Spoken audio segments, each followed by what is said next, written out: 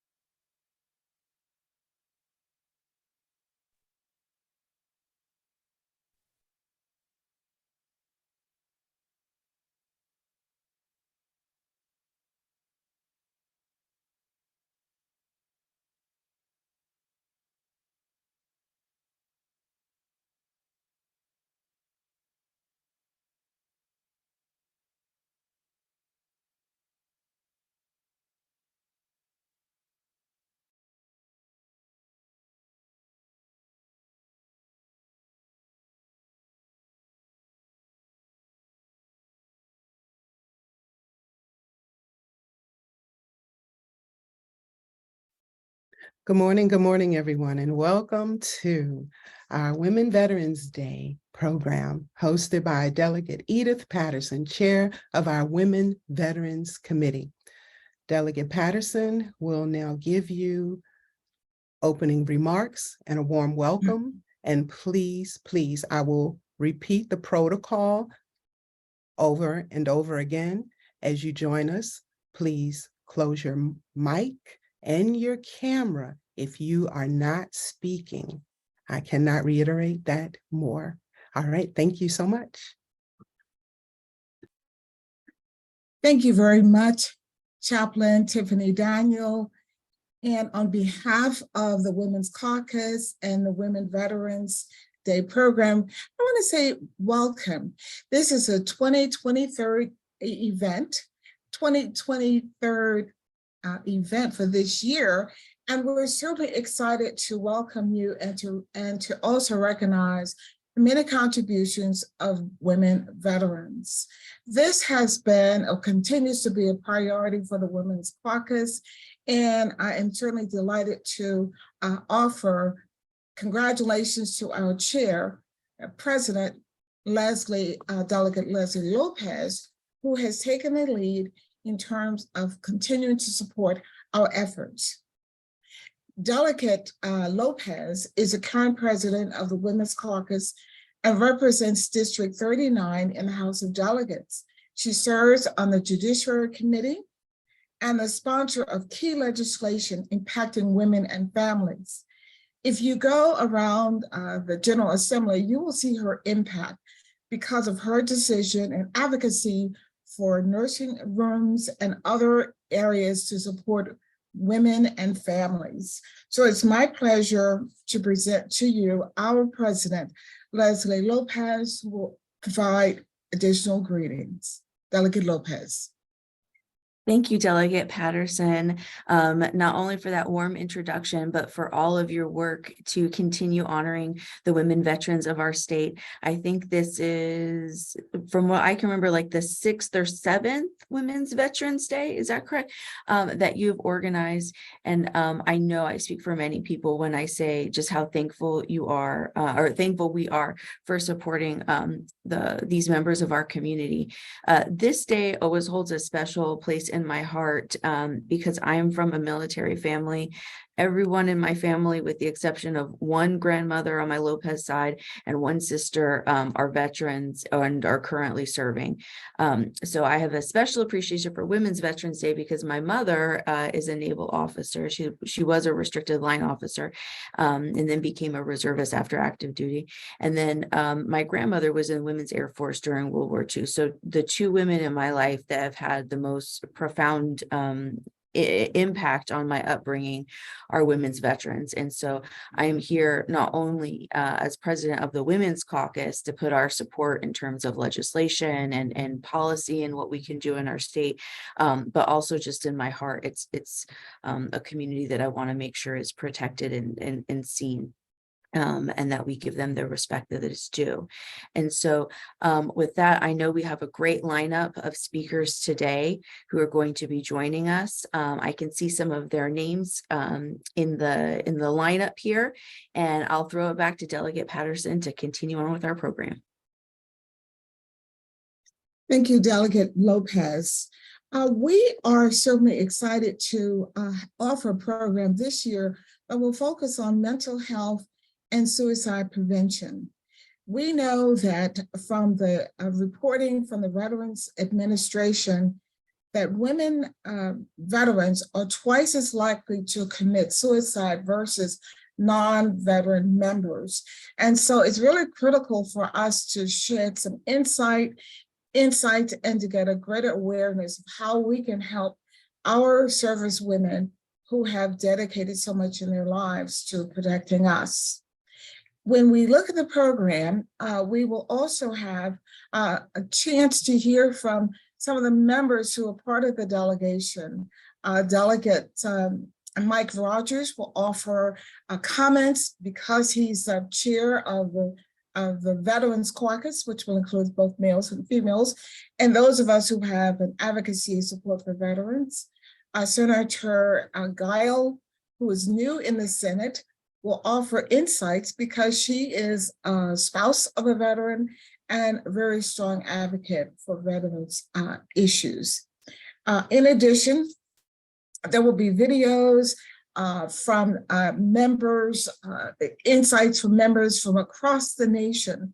One thing about being virtual is that we will have a chance to hear from members who are not only in Maryland, or in the DMV, but also from around the nation.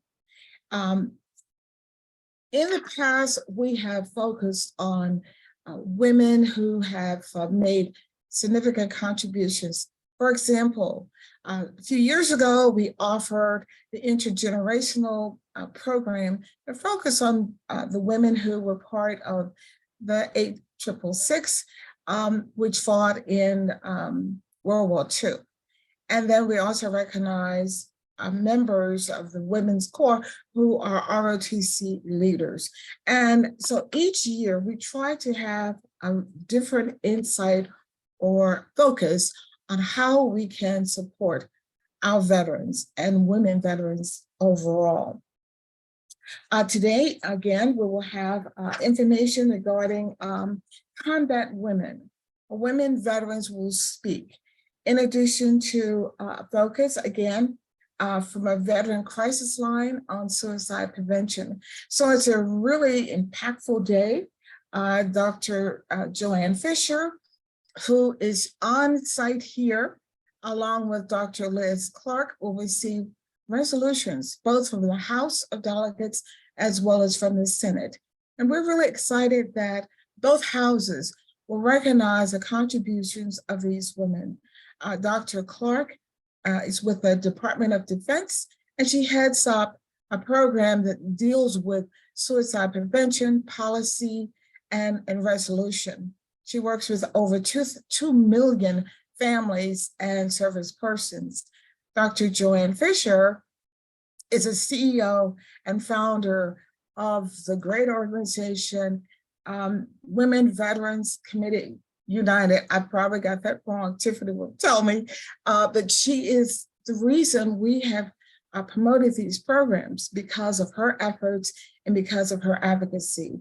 So again, if you're able to stay, and we encourage you to do so throughout the day, you will not be disappointed And also for your benefit, this program is being recorded so that you can view it later, or certainly you can share it with your friends. And for that, we're very, very appreciative. And I believe that is where we are right now. We will have a breakout room beginning at 12:30. And in the breakout room, you will hear from legislators who have bills that will impact veterans. Certainly, we will have bills that will look at the governor's office. Governor Moore has taken the lead in terms of really supporting and putting into policy programs and legislation that will help our veterans. So we're very pleased and appreciative of the governor, who is a veteran, his insight and advocacy. I'm going to turn the program now back to Delegate Lopez, who will then introduce the President of the Senate. Thank you, Delegate Patterson. So I know that we have a packed agenda, and I'm going to keep things moving as quickly as I can with our next lineup of speakers. But I am excited to introduce someone who has been a great leader, not just for the women's issues in our state, but also for issues that have to deal with veterans. And of course, he is established leader in Baltimore City, and that is Senate President Bill Ferguson. And so President Ferguson, I'll have you take it away.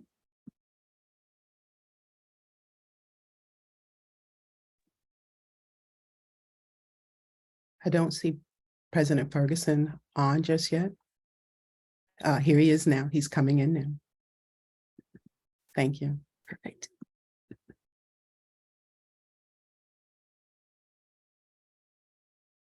President Ferguson, as you come in, you are now on. Thank you. Oh, good morning. We are live? Yes, ready we to are, roll? sir. Thank Excellent. you. Good Yes, morning, we are. everyone. I'm sorry I made it. Of course, at the 9:05, of course, we hit traffic on the way in. So I'm sorry for being just here in the nick of time, but I'm so pleased to be here with you all. And thank you to Delegate Lopez and Delegate Patterson and the entire Women's Legislative Caucus. I believe this is the 7th annual Women's Veterans Day event. And so I'm just so thrilled to be here. Of course, Women's History Month is the ideal time to recognize the sacrifices of our women veterans and the service that they have demonstrated for their country. And it's truly great timing to host this event. And I'm just so thrilled to be here with you all. You know, what we know to be the case here in Maryland, but across the entire country, is that women are the fastest growing group of veterans in all of the veteran population. And according to the Department of Labor statistics, Maryland is the state projected to have the largest percentage of women veterans by 2025, which is a pretty remarkable feature of Maryland's population that I think too often is not fully accounted for. And as we know that our women veterans numbers grow, so do our concern for their mental health. While of course we are focused on mental health generally in this post-pandemic environment, we know that our women veterans acutely have specific needs that deserve specific attention. And so we know that many of our active duty and veterans struggle with the mental health conditions that are part of their daily lives. And unfortunately and horrifically is one of the largest drivers of suicide amongst women veterans. And so if we really want to do better and honor our veterans, we must focus and be very intentional in our approach to providing services. I believe that the best way we can do that is to have public awareness of the needs of Maryland's women veterans. We need to recognize the different mental health concerns of women when compared to that of their male counterparts. We also need to learn what we can do better to serve them. We need to know what resources are needed to support and advocate on behalf of our veterans, and we need to learn how we can advocate, empower, and educate them. We have to reduce stigmas, and this is so crucial, and remove the barriers to access for services. Please know that the Senate of Maryland is committed to our women veterans, and I must note that we're already really making great strides. We have an excellent partner in Government House with Governor Wes Moore, and also with the new Maryland Secretary of Veterans Affairs, Secretary Woods, who I think is going to do a phenomenal job. We have partners with veteran service organizations, our community organizations, and even the Department of Defense. The Senate is very much focused on increasing access to mental health and behavioral health services. And most importantly, and something that I'm extremely excited about that we're moving forward this year, is to fully fund and grow and develop our suicide prevention hotline and mental health access hotline 988. One last thing to note, today when we are convening in the Senate, we'll take time to honor 2 women veterans. First is Dr. Liz Clark, who is the new director of the Department of Defense's Suicide Prevention Office.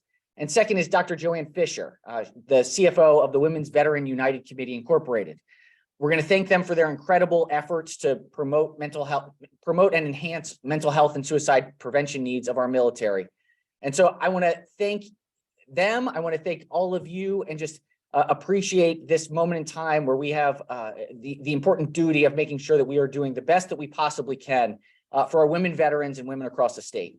So without further ado, I'd like to introduce my partner in the work and the first woman to serve as a Speaker of the House, and my partner in all things, Speaker Adrienne Jones. Thank you, President Ferguson. Good morning, everyone. And let me start by thanking the Women's Caucus of Maryland, all the caucuses who co-sponsored today's event.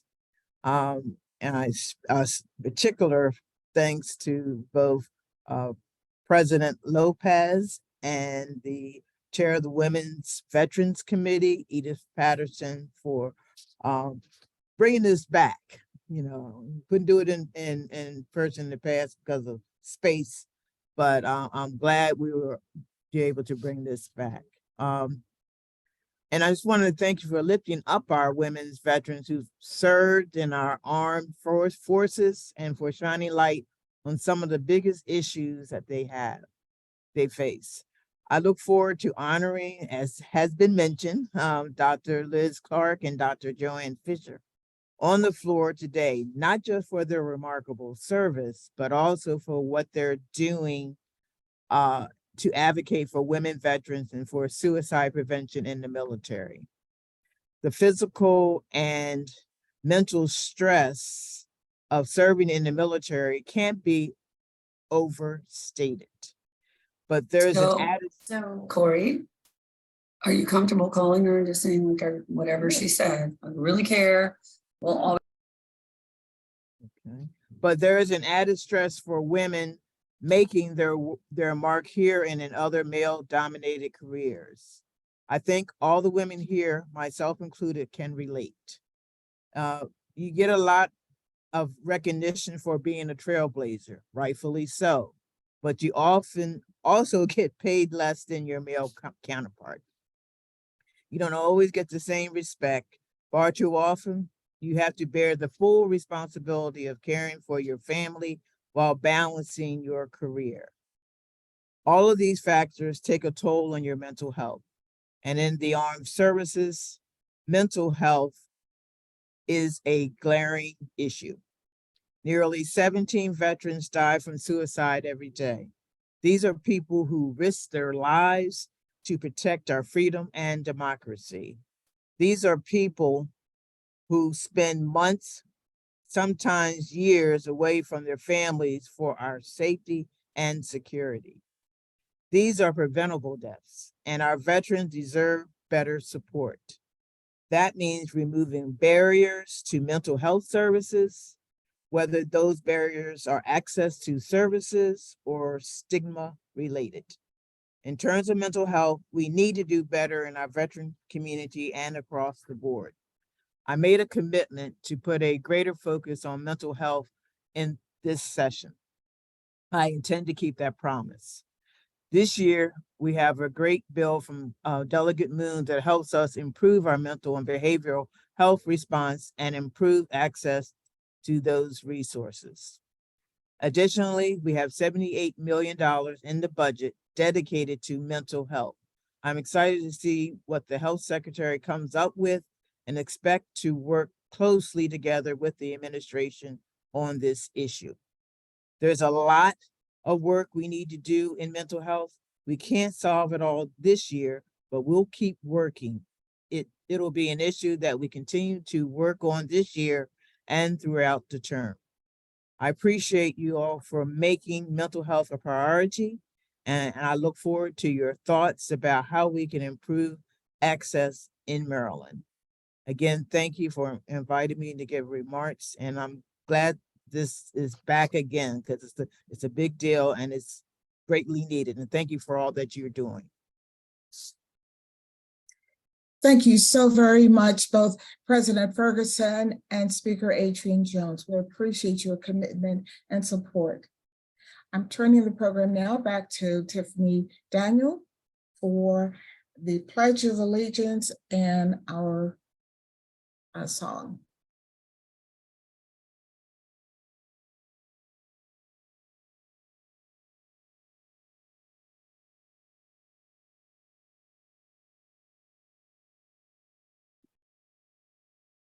If you all would take a look at the chat for our protocol for our Pledge of Allegiance, and we will move directly from the Pledge of Allegiance into the national anthem. I do not see our songstress with us yet, so I may have to shift on to another recording, but please stand by. The words will be provided. Thank you so much.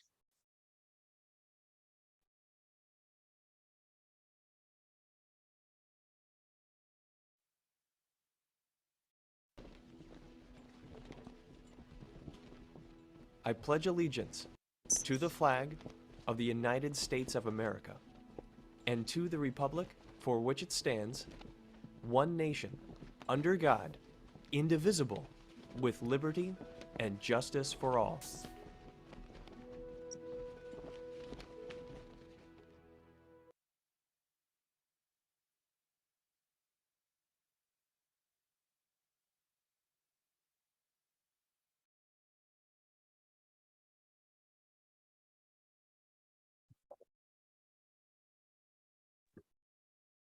Is Commander Cawthon with us at this time, our songstress?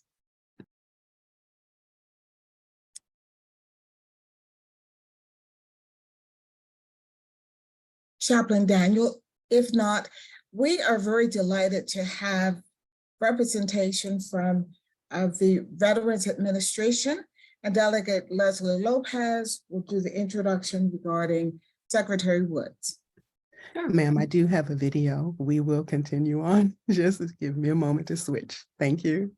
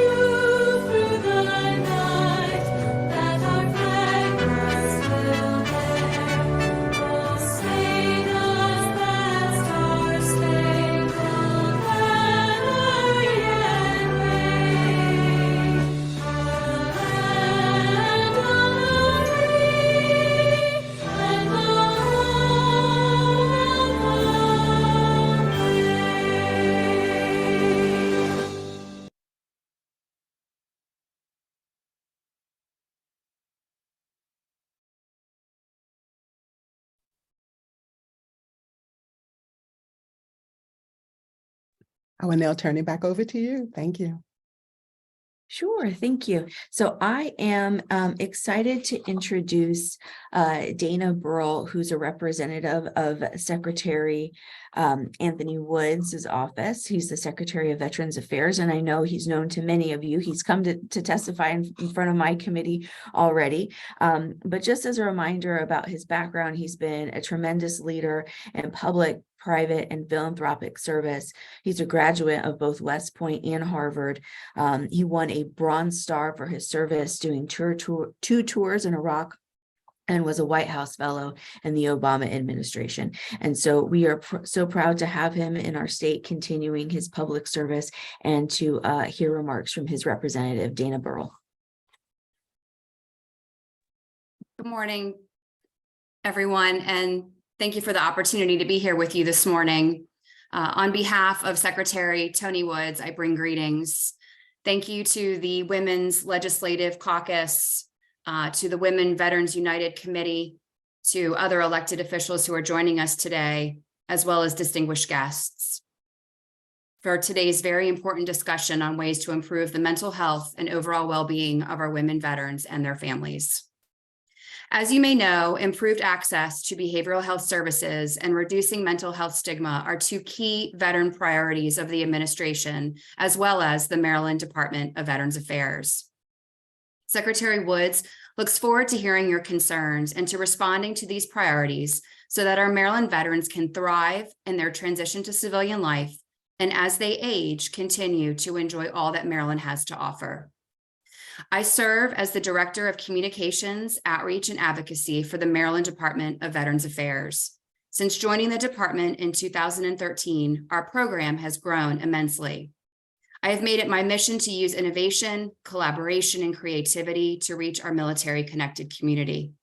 We have launched numerous initiatives and now manage both a Veterans Liaison Program in state government and the Maryland Veteran Service Animal Program, which awards grants to organizations who train service animals and provide equine therapy to veterans in Maryland. In August of 2021, we launched the Women Veterans Inclusion Program and hired a full-time program manager, Ms. Rosalind Jones. Her mission is to ensure our women and other marginalized veteran populations are heard, supported, and connected to VA services. Since joining the department, Rosalind has hosted a launch event, conference, Women Veterans Appreciation Day, 2 rounds of focus groups, has established an advisory group, and will soon publish her first newsletter. There is more to come on her program's horizon, so be sure to sign up for our newsletter for updates by visiting the homepage of our website, veterans.maryland.gov. This morning, you will hear from leaders in the mental health community, women veterans, and government agencies, all with one goal: to have the backs of our veterans and their families. Together, we can create a space in Maryland where veterans can write their next chapter, transition successfully into civilian life, and accomplish new missions. We look forward to working with each of you to see this realized. It is an honor to serve a governor and secretary who have worn our nation's uniform and who understand the contributions veterans and their families make to our communities every single day. When I joined the department, I made it a mission to ensure we were being fully holistic in our approach to outreach. While our department may be relatively small, our mission is mighty. In order to ensure our veterans and families have access to quality programs and services, they must know about them. We have an obligation to educate the military-connected community, not only on our department's mission, but also to educate them on the many resources available at the VA, within other state agencies and county governments, and within our local nonprofit community organizations. In May of 2020, the state of Maryland accepted an invitation to join the nationwide VA Substance Abuse and Mental Health Services Administration's Governor's Challenge to prevent suicide amongst service members, veterans, and their families. Under the leadership of Ms. Joy Ashcraft, Director of Maryland's Commitment to Veterans, a Maryland Department of Health program, we brought together a diverse team of professionals to write an action and implementation plan to respond to the very important issue of suicide in our military-connected community. In addition, a short-term action plan to address veteran death by suicide was presented by the Maryland Department of Health to the General Assembly in April of last year. Every state in the nation and some U.S. territories are now participating in this important work. While it may be a national initiative, the real change occurs in our communities. That's why I have made it a priority to engage with our county Veterans Affairs commissions and collaborate on suicide prevention work as much as possible. We are working closely with community partners like Warriors at Ease, Travis Manion Foundation, Warrior Canine Connection, and others to increase synergy and improve outcomes for those who have worn our nation's uniform and their families. You will hear more about the Governor's Challenge and our priorities later this morning. I'm excited to work with Secretary Woods and continue working with community partners to enhance existing services, identify new initiatives, and serve as an advocate for Maryland veterans and their families. As a former military spouse, the mother of 2 teenage sons who aspire to join the military, and the granddaughter to a Maryland Army National Guard 29th Infantry Division soldier who stormed the beaches of Normandy on D-Day, I could not be more humbled to engage in this work. We've come a long way, but I think we all agree there is much more work to be done to, in the governor's words, ensure we leave no one behind. Thank you for this opportunity, and I look forward to being a part of today's event. Thank you. Thank you, Ms. Barrow. Thank you very, very much. And I failed to mention that women on today's, in the day's chambers, both houses, we are encouraging women who are spouses or children of military service persons to wear a ribbon in their honor. So you will see this on the floor. Right now, we're going to hear from 2 members, one from the House and one from the Senate, regarding veteran issues as they relate to legislation or their own experiences. The first is, it's a partnership. Delegate Mike Rogers serves in the House of Delegates, and he represents District 32. He serves on the Economic Matters Committee and is chair of the Veterans Caucus. The second panelist or speaker is Senator Dawn Guile. She's serving her first term in the Maryland Senate, representing District 33. Senator Guile is an attorney. She's a military spouse. She's a nonprofit leader, and she's a mom of 3. So welcome, Delegate Rogers and Senator Guile. Thank you, Delegate Patterson. And first I want to start by saying thank you to President Lopez and Delegate Patterson for the opportunity, and a special shout out to Delegate Patterson, who I've had the honor and pleasure of working with on this program for the past 5 sessions. And I've really seen the growth in all that's being done to support women veterans. And so women veterans are near and dear to my heart. I happen to be married to a career Army nurse. And so I'm the plight as well as the opportunities for women in service are near and dear to my heart and close to family. So I'm going to be very brief and bringing greetings on behalf of the Veterans Caucus, many members who happen to be on the call today. And I'll save a lot of what I want to talk about for later on in today's breakout sessions. But again, thank you for the opportunity. It's been my honor and pleasure to serve with the Women's Caucus on, helping identify causes and solutions for women's veterans over the past 5 sessions. And I look forward to continuing that. So thank you so much. Thank you. Good morning, everyone, and thank you so much, President Lopez and Delegate Patterson, for organizing this event this morning. And I appreciate the introduction. Also, hello to my friend from Anne Arundel County, Chair Rogers. But just wanted to speak with you a little bit this morning about a perspective from military spouses and some of the work that I've done in the past and the work that I look forward to continuing in the future. So a little bit of background about me. I'm a proud Army spouse. My husband just recently retired after 24 years of active duty service, and I've led organizations advocating for veterans and military families, including in particular on the issue of military spouse employment. I was president of an organization of military spouse attorneys, which is really specific, but we kind of led the way on reform more than a decade ago, focusing on licensing accommodations for military spouses. And then I think you all are very much aware that since then it's been a priority of the Department of Defense and the Department of Labor, and then also within states to enact these licensing accommodations for military spouses, because we know that military spouses are unemployed at a rate several times higher than the national average. Military spouses are also overwhelmingly women. About 95% of military spouses are women. And it's, it's partly due to the geographic instability of military families moving from state to state, especially if you are in a career or profession that requires a license. That process can be timely, it can be costly in order to get licensed, relicensed in that state. It's also difficult in finding childcare too. I mean, we also know that military families, when they move to a new state, they may lack that family member, aunt, uncle, grandparent that's there to help them with childcare, and they also are often at the very bottom of daycare waiting lists. So it's an important issue, not just because I think, frankly, it's the right thing to do to support military spouses in their careers. I mean, we know that the idea of what the military family was decades ago is not the same anymore, and military spouses, their careers are important as well. And it's an important issue also for retention, readiness, recruitment of service members. That old saying, happy wife, happy life.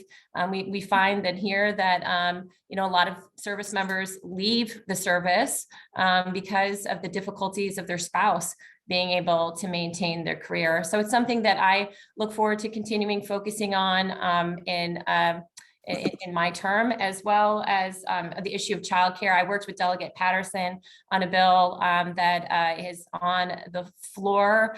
We just had it here in the Senate on our second reader yesterday, that would help to lessen the barriers for military spouses to be able to provide in-home childcare, which has a double benefit of not only keeping military spouses that are providing in-home childcare working, but also provide more childcare options for military families. So those are some of the issues near and dear to my heart, and I appreciate the opportunity to speak here with you all today, and look forward to working with you on these very important issues in the future. So thank you.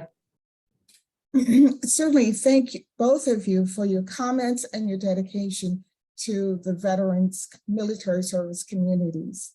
I will have to go over to the chamber as will my colleagues.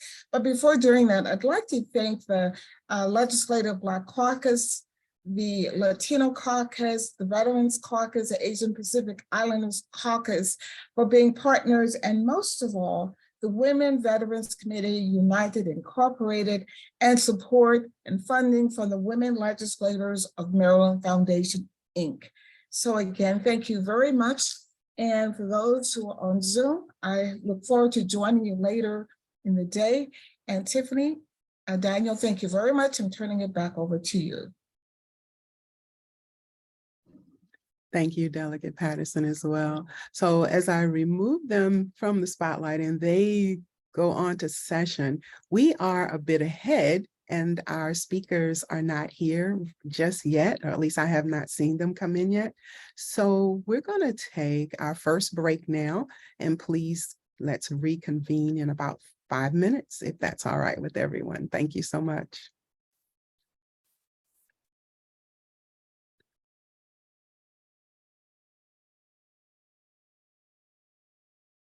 Hey, Tiffany, are you still there? Yes, ma'am.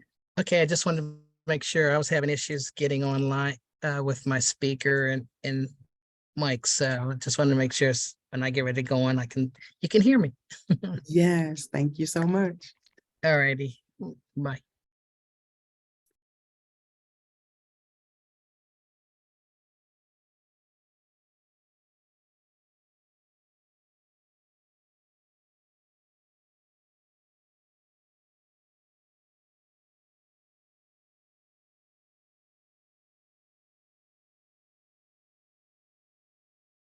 Testing 1 2 1 2.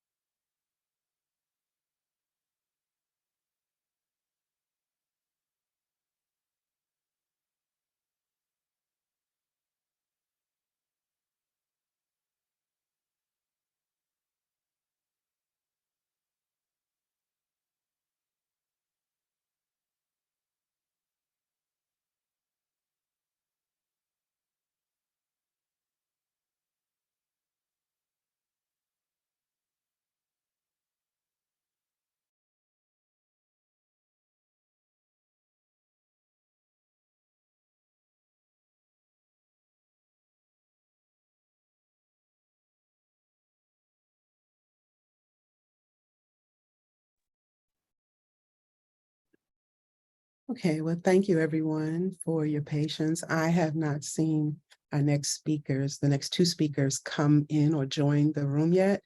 I will continue on. I've found a video for one of them, and that was the next topic for the PACT Act. During that time, we'll see if our next speaker has joined us. That will give them about 5 more minutes. And if not, we'll carry on because I do see the speakers that follow him on with us already. Thank you so much for your timeliness. So let me share my screen again and move on to the PACT Act. Thank you.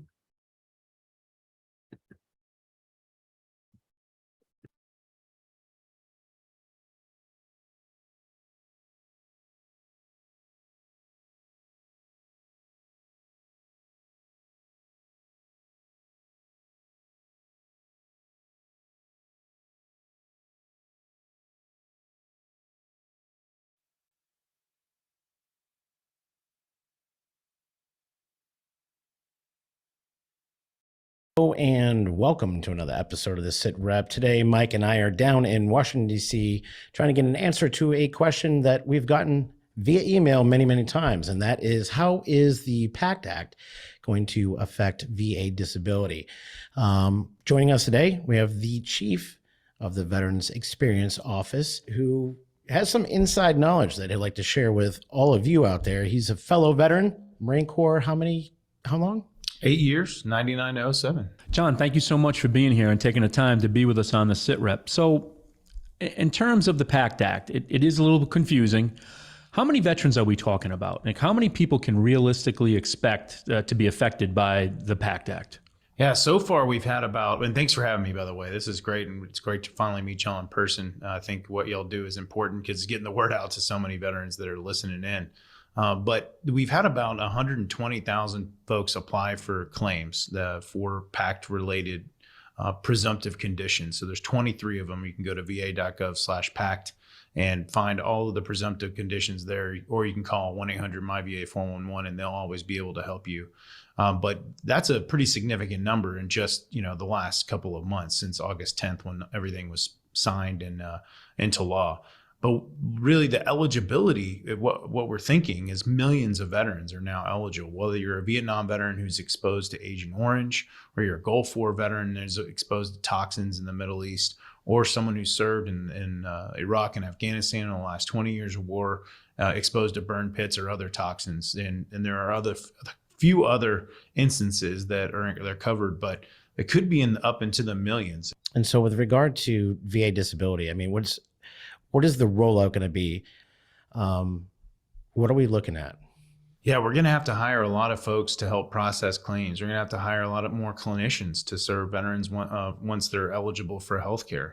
A lot of this takes a lot of work in ensuring that the word gets out to veterans. So this opportunities like this to share the word via a podcast, or getting the word out via our veteran service organizations, or in other channels. That's how we communicate with our customers, so that they know that they're eligible. But it is complex, and that's why we want to make sure that it's easy for customers, easier for veterans and their families to understand. So we're trying not to be as blatantly saying PACT Act, which a lot of folks don't really understand what that means. We're saying, were you exposed to toxins when you were deployed to Iraq or Afghanistan? Or were you exposed to Agent Orange if you served in Vietnam during these years? And trying to be much more specific that resonates with the different customer personas that we've developed, whether, like I said, you're a Vietnam veteran or Gulf War veteran or Iraq, Afghanistan veteran. So making it consumable for our customers is priority number one.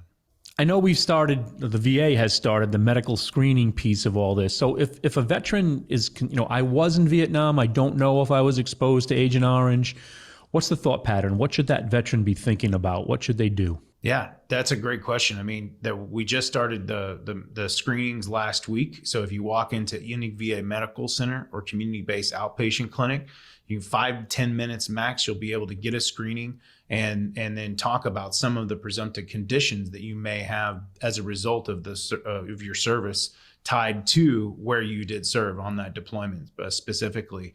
And then, I would also recommend at the same time, whether you're able to go and get a screening today or tomorrow, but go online, check out all the presumptive conditions, va.gov/PACT, and then file a claim and pull that evidence from whether that's your VA provider or your private care providers, and upload it.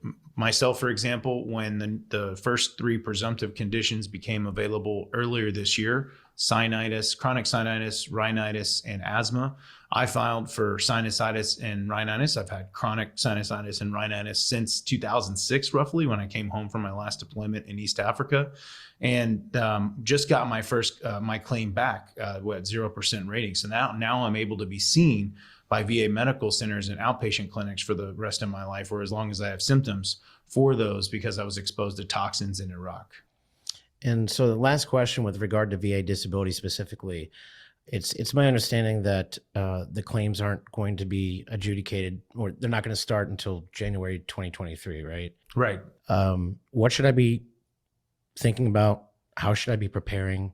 Should I file a claim now? Should I do an intent to file? Like, what should they be thinking about? Yeah, I think it depends on who you are, where you served, whether you have not filed a claim yet for any of these conditions. You can file a new claim, or if you've already filed a claim for one of these conditions, which wasn't eligible before, you can file what we call a supplemental claim, and then that will be considered, upon, at the date.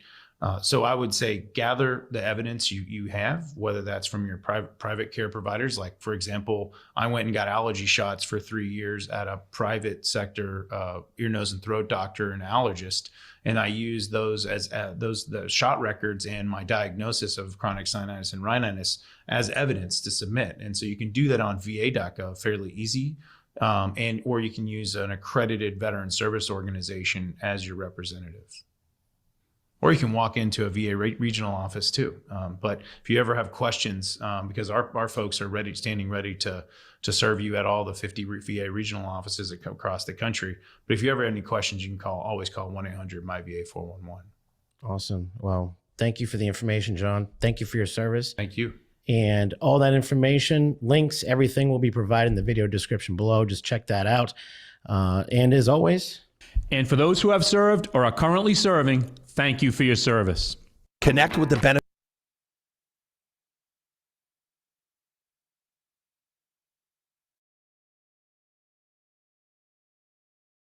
All right. Well, I see some information also being put in the chat. So hopefully that was helpful to everyone. And yes, our Maryland VA has also put Ms. Burrow has put a link there as well for additional information.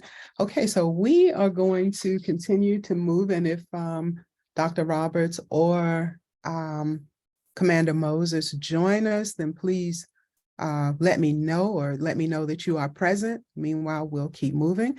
Our next presenter is Ms. Jessica LaVave, and please let me know if you need to share your screen or share any documents, or anything. If not, I'm going to spotlight you for everyone, and thank you so much. You are Perfect. on. Can you hear me okay?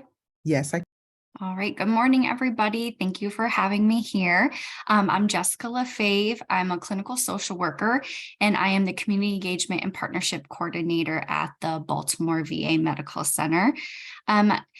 Ms. Daniel asked me to come speak about one of the specific coalitions that she is a part of that we have going on in the Central Maryland region.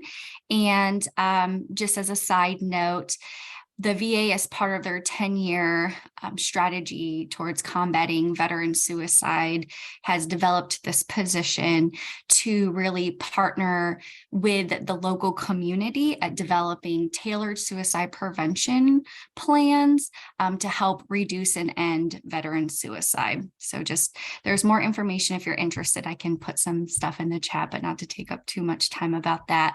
I really just wanted to highlight one of the coalitions. So we have a veteran postvention program, or coalition, I should say, and we're really focused on addressing the stigma of not only seeking help, but even the stigma of when someone attempts an bereavement. And this coalition is made up of all veterans. The target audience is veterans of color specifically, and the group really focuses its effort on collaboration. So there's a lot of great work that's already being done by these community members, and the main focus is pulling together all of the efforts and highlighting, amplifying, and really working together to address stigma. And a couple of the things that they're working on is, one of the main goals is the prevention. So how do we decrease stigma? And doing that is increasing awareness.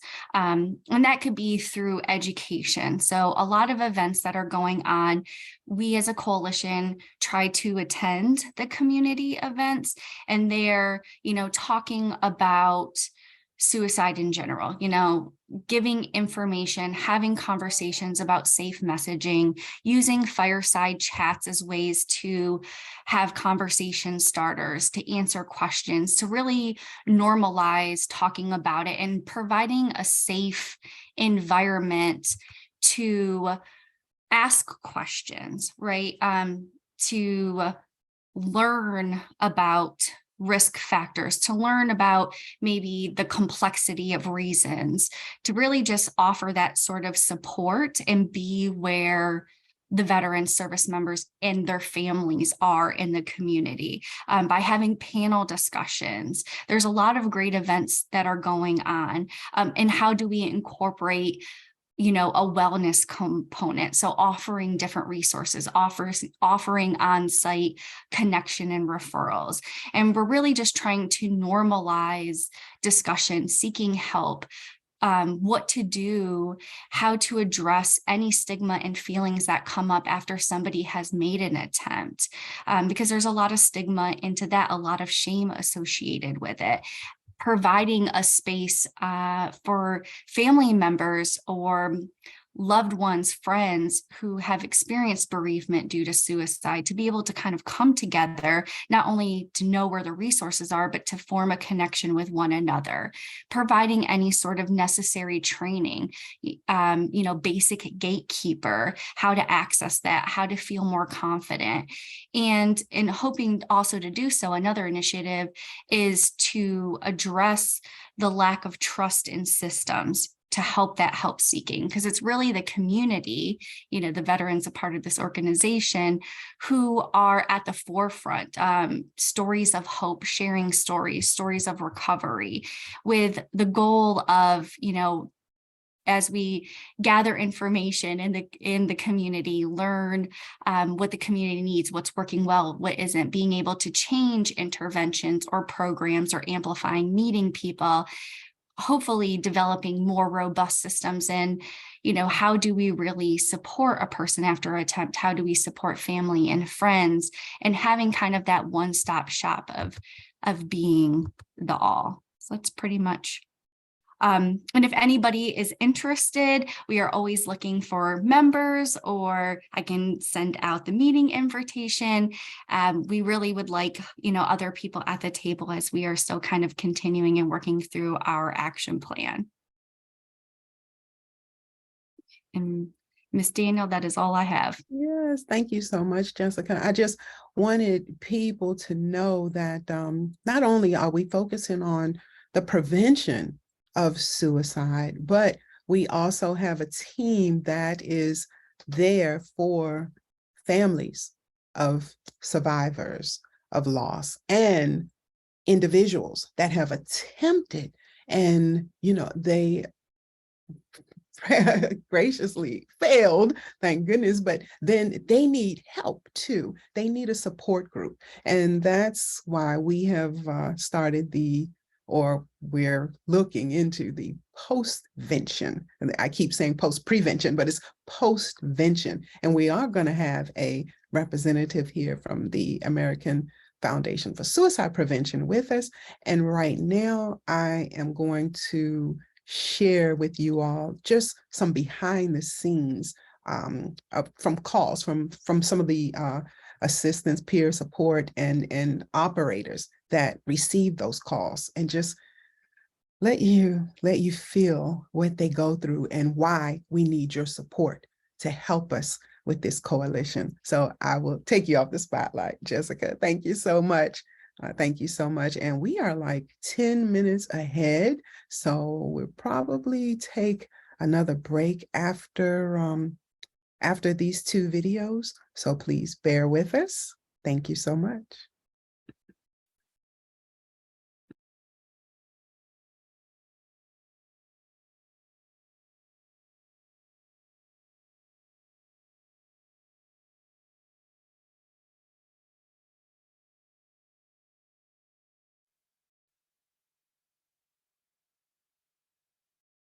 Phone call. The guy on the other end sounded intoxicated. I said, "Are you planning on killing yourself?" And he said, "Yes." There is always this question about whether or not suicide is preventable. I am here to tell you that it is. I got him signed into the emergency room and he grabbed my hand and he said, "Thank you for listening." No one listens. He's still with us. A suicide prevention coordinator is the local expert on veteran suicide. They range from being nurses to social workers to psychologists. When veterans call the crisis line, they will talk with a responder who can then set them up with their local suicide prevention coordinator. SPCs are the back half of the Veterans Crisis Line. The goal of what we do is to meet people where they're at in that really horrible moment. And get that person with a long-term provider. You got to be passionate and caring to make a good SPC. I received counseling after I got out of the Marine Corps.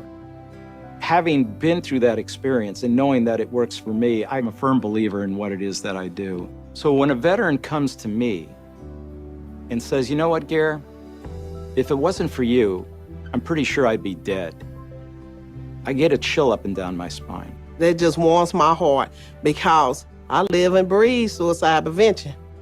I lost a great dear friend and colleague to suicide. When we posed for a picture, he would put his hand on my shoulder. And I sometimes feel it, that he's there, and he's reassuring me that, "Gary, you're doing the right thing. You're giving my life meaning by saving lives."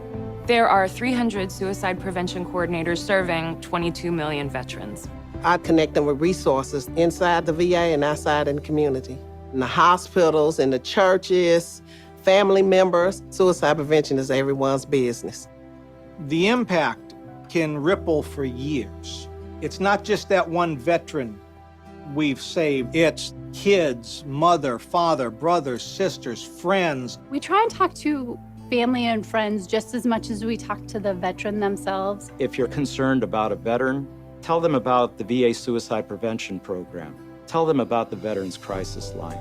It's really easy to find a suicide prevention team in your area. Just go to veteranscrisisline.net. If you call, we will work on this together. I've got your back. We've got your back. I think my dad would be very proud of me. I want to see a world that veterans don't think about suicide and it's not an option, and they know they can come to the VA and get care and talk to Renee Brown, because I would take good care of them.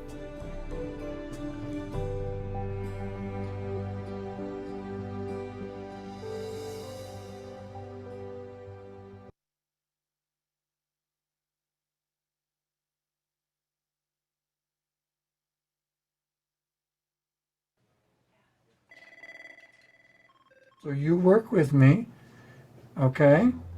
You know, given what you're describing to me, maybe it is time to worry the kids or for you to find a way to get him motivated. But is your boyfriend having any suicidal thoughts? Okay, how long has it been going on, my friend? And what kind of assistance are you looking for, Biff? The Veterans Crisis Line started in 2007 with 14 responders and 4 lines. Since that time, we've grown to over 500 responders across 3 call center locations. We've also added services such as chat and text and international services for active duty and veterans as well. Yes, sir. What got me to this particular job is I came to the VA and applied for their homeless program. I've been where a lot of these guys are, and I didn't have a number to call at the time. I mean, you're just kind of out there on your own. But now there is a number that somebody can call to say, I need help. What do I do? Now, is there anybody with you? You're just by yourself, right? I mean, I just wanted you to make sure you can breathe okay. All right, and I'm going to stay on the phone to you till somebody arrives so we can get you the help and the services. Veterans experience crisis in a number of ways and across a range of possibilities. We have trained responders ready to talk to veterans and service members, friends, and family to walk them through the situation and to connect them to resources to help them and assist them. He had passed out. Now, do you think that he needs emergency services? You also may want to consider talking with your children about the level of your concerns, because you need support too. We initially take the call, we assess for safety, we offer support, we get them moving in the right direction, and then from there, we want to make sure that if they choose, that they have the ability to follow up with care locally where they're at. Veterans sometimes don't have a lot of support and they need to talk to someone, whether they're in a crisis at the moment or they're just feeling lonely. So we just there for them. I know what you're saying. He lives in Jacksonville. Right.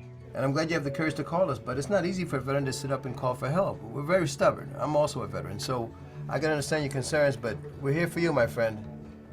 Take care, buddy. Bye-bye. I felt bad for the guy. He's down now. He's homeless.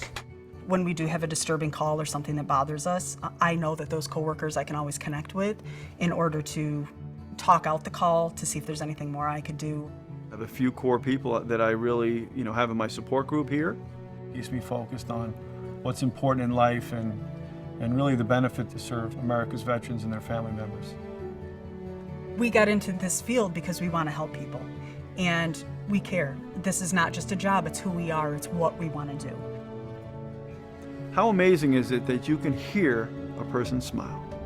You know when you hit that baseball and you get that crack, that good feeling? It's like that when you're able to hear a person smile and you make a difference. The Veterans Crisis Line is a resource that's available 24 hours a day, 7 days a week, every day of the year. We have over 500 responders eager to answer the call. You served, and we are here to serve you. Thank you for calling the Veterans Crisis Line.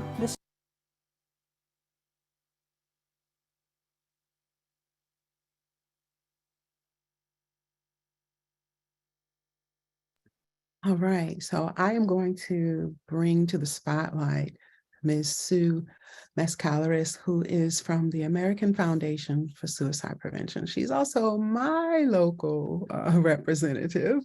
So Susan, thank you so much. Hello, can you hear me? Yes, I can. Hello, everyone. My name is Sue Mascaleras, and I've been a volunteer with the Maryland chapter of the American Foundation for Suicide Prevention since 2015. For the next few minutes, I'm going to share a little bit about our mission and how we're trying to make a difference in the fight against suicide. I am a U.S. Army veteran. I've also been a military spouse. My husband is a retired military officer. I am also the daughter of a veteran and a survivor of suicide loss. When I was 14, I lost my father, Air Force Staff Sergeant retired Merle Thomas, to suicide.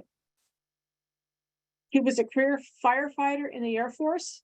2 years after he retired from the service on February 16th, 1971, he took his own life. As you can imagine, the high veteran and military suicide rate is very personal to me and my fellow AFSP advocates. The mission of the American Foundation for Suicide Prevention, AFSP, is to save lives and bring hope to those affected by suicide. Established in 1987, the American Foundation for Suicide Prevention is a voluntary health organization that gives those affected by suicide a nationwide community empowered by research, education, and advocacy to take action against this leading cause of death. The national headquarters is in New York City, with its advocacy office in Washington, D.C. AFSP has local chapters in all 50 states and Puerto Rico, with programs and events nationwide. AFSP is dedicated to saving lives and bringing hope to those affected by suicide, including those who have experienced a loss and those who suffer with suicidal thoughts or who have attempted suicide in the past. AFSP creates a culture that's smart about mental health by engaging in the following 4 core strategies, which I will present separately. Core strategy number 1, fund scientific research. Much of what is known about suicide comes from AFSP-funded research studies. Our studies open up new areas of inquiry and help set the national research agenda. AFSP is the largest private funder of research into suicide. Every program we develop and present and all of our materials and informational brochures are evidence-based. Core strategy number 2, advocate for public policies in mental health and suicide prevention.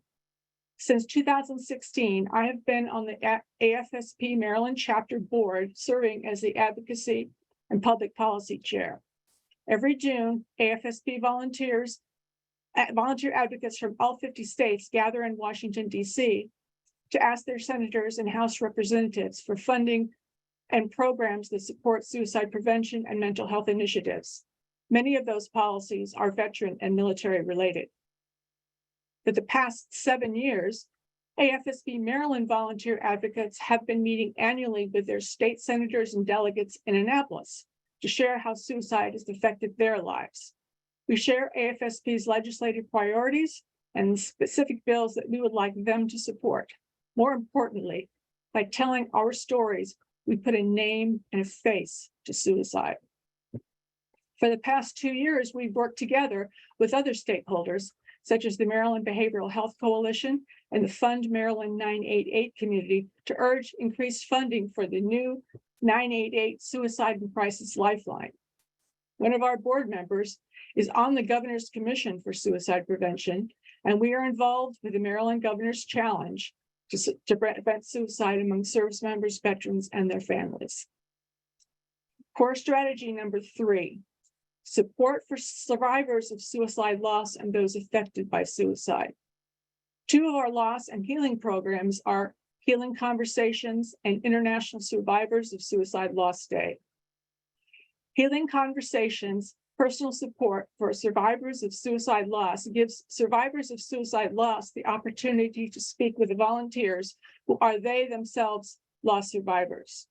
Available in person, on the phone, or by video chat, our volunteers are familiar with the isolation that often accompanies a death of this kind and are able to show suicide loss survivors a way forward into a world of support by creating an opportunity for the bereaved to speak openly with and ask questions of someone who's been there and truly gets it. International Survivors of Suicide Loss Day. Each year on the Saturday before Thanksgiving, AFSP supports hundreds of events around the world in which survivors of suicide loss come together in person or virtually to find connection, understanding, and hope through their shared experience. This year, International Survivors of Suicide Loss Day is Saturday, November 18th. Event registration will begin in the summer and will run through October 1st. We will be hosting several Survivor Day programs in Maryland. Core strategy number 4, educate the public about mental health and suicide prevention. We are very proud of our educational outreach here in Maryland. Our chapter offers free educational programs presented by our trained volunteers in both in-person and virtually, with the goal of educating the public about suicide, reducing stigma, and busting as many myths surrounding suicide as possible. Talk Saves Lives, an introduction to suicide prevention, is our key presentation that covers the general scope of suicide, the research on suicide prevention, and what people can do to fight suicide.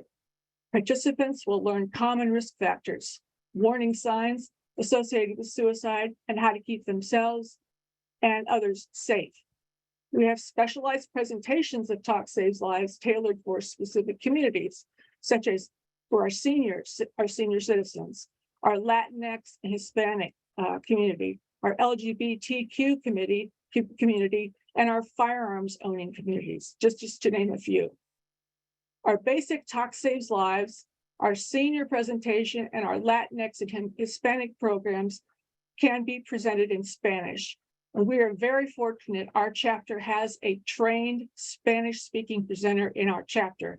We lend him out to other chapters sometimes for virtual presentations. For our young people, we have It's Real College Students and Mental Health, designed to raise awareness about mental health issues commonly experienced by students and is intended to be used as part of the school's educational program to encourage help seeking. For our younger teens, It's Real Teens and Mental Health is intended for high school students or community settings with groups of teens aged 14 to 18. It's Real Teens is a 45-minute program that provides young people with mental health, education, and resources. These are just a few of our programs. We have so many more. I didn't have time to go into all of them. But if you would like us to bring one of our loss and healing or educational programs to your community, church, business, or if you'd like more information about these and our other programs, or on our campus and community walks, or our advocacy efforts, please go to afsp.org/Maryland or email me. I'm going to leave my information in the chat, or contact our area director, Kat Ulbrich, and I'll leave her information in the chat as well. I just want to emphasize that veteran suicide is a very important topic for AFSP. In fact, our board chair is a retired Marine, and he got involved with us because he lost a Marine. And I just want to say thank you for letting me speak. And please reach out to us if you have any questions or want us to come in and present one of our programs. Thank you very much. All right, thank you so much also. Thank you. So, ladies and gentlemen, we are 10 minutes ahead of schedule. So I do not want to hold it against the speakers that are not here yet, nor do I want to give you death by video just to put in some impromptu things. So let's go to the chat if everyone would. It's some great information being posted there. Sue just put her contact information. Dana has also put some information there. And because these are topics that that are deep, then I just like everybody to just breathe with me for a moment, if you would. Just breathe and inhale and then just exhale. All right, we're going to take a break right here for another 5 minutes. We'll give Miss Renner, who is not scheduled until 10:22. You see what I'm saying there? So she has some time and I cannot hold it against her. But if she's not with us after our 5 minutes and I ask her if she's prepared to jump right in, then I will come back with our next video from our Blue Star families. And hopefully that'll lift us up a little bit, okay? Because the Blue Star families are doing some great things out there and we want you to be aware of that. So let's take 5 and everyone, please be back by 10:17. Thank you so much.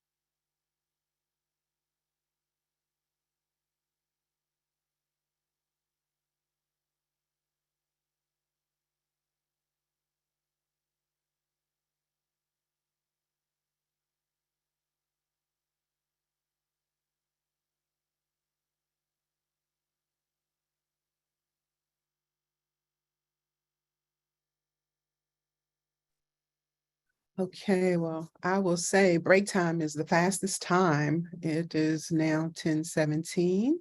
As we come back, I have not seen our next speaker. And so I'm going to move on, as I said earlier, to the Blue Star Families presentation, and then we'll circle back for the Veteran Yoga Project to see if they have joined us or Dr. Roberts. And before we go into our panel discussion, I'll circle back because Dr. Fisher is and Carla are over in the session right now for the presentation. So we definitely will be moving ahead, and we'll just allow the rest of our panel, if we get to that point before they've joined us, to introduce themselves. And hopefully by then they will be with us. So let me share my screen again.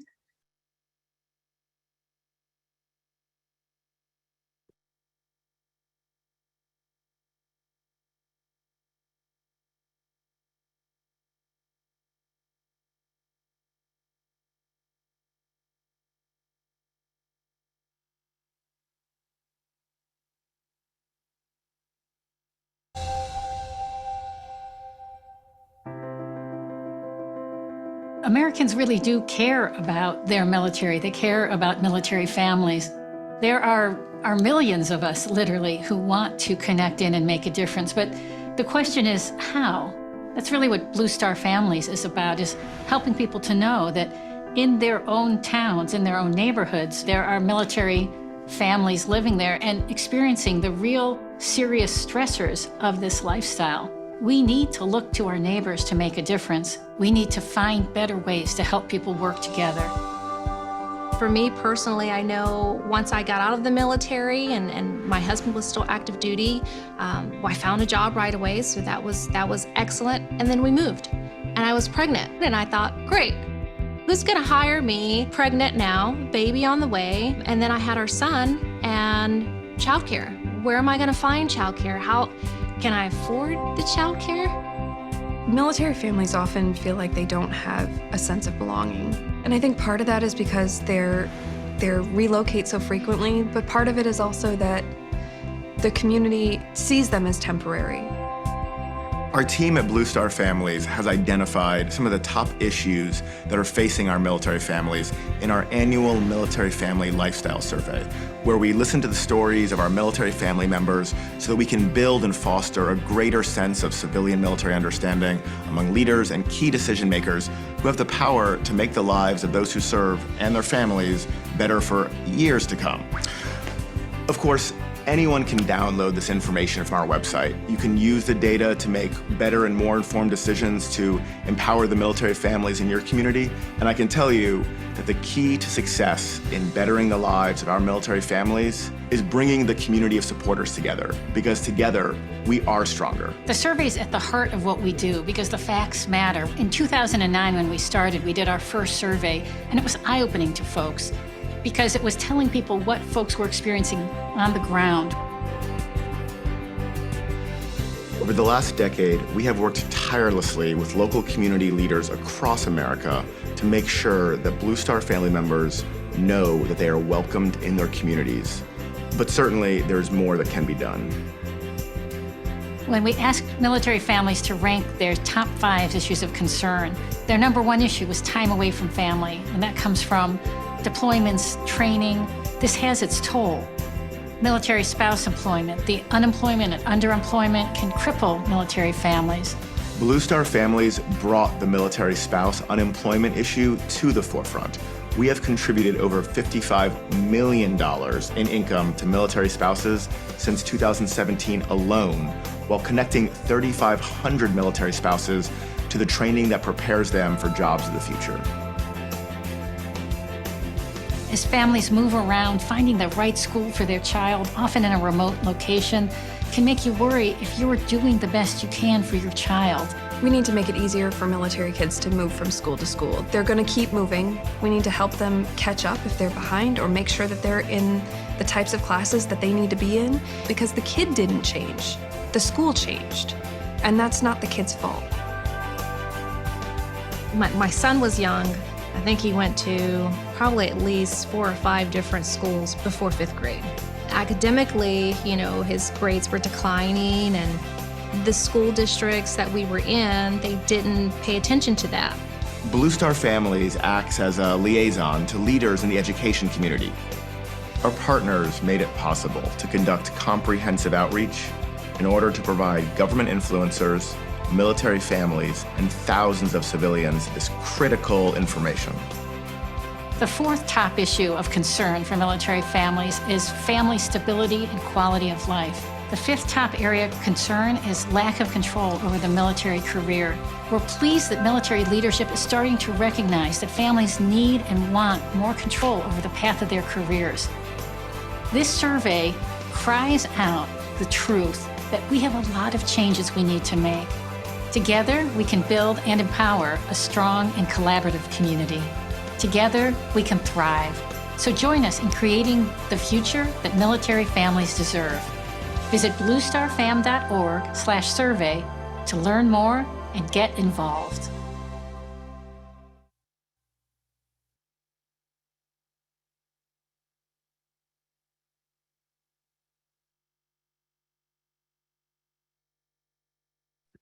All right, so may I ask how many of you that are joining us today are familiar with the Blue Star Families? If you'd like to raise your hand or come off mute. I asked because, thank you, Dana. Yeah, I asked because we have a local branch here in the Baltimore Chesapeake region, and we just did a community event called SMART, and it was reading in the libraries. It was down in Lexington Park, the most recent one, in the libraries with the families, and that way they would bring the children. And we had topics such as trust and patience and things like that. And the children would come, the parents would come and join us, and then we would have a meal together and an open discussion on the stories that we read. But it was encouraging the children to read also, because they were supposed to read ahead, and if they read the books, then they would also earn a book. So it was encouraging them to read. Then we last month also had an excursion with one of the Mindful Resilience co-partners that we've partnered with, and that was Team River Runner, and we went kayaking with the families. So if you're interested in kayaking, we do have a local group that focuses on river to recovery also in the area, all for mindfulness, okay?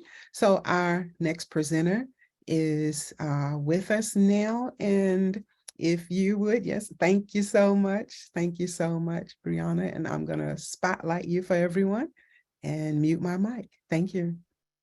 Yeah, you're so welcome. Thank you so much, Tiffany. Happy Women Veterans Day, everybody. It's an honor to be here with all of you. Thank you so much for asking me to be a part of this amazing event today. Again, my name is Brianna. I am the Chief Executive Officer for the Veterans Yoga Project. I am a United States Marine Corps veteran. I served from 1998 to 2003 as an avionics technician. As Veterans Yoga Project, Tiffany, if you'd like me to share my screen, I'm happy to pull up a few slides just to share some tools and resources with everyone.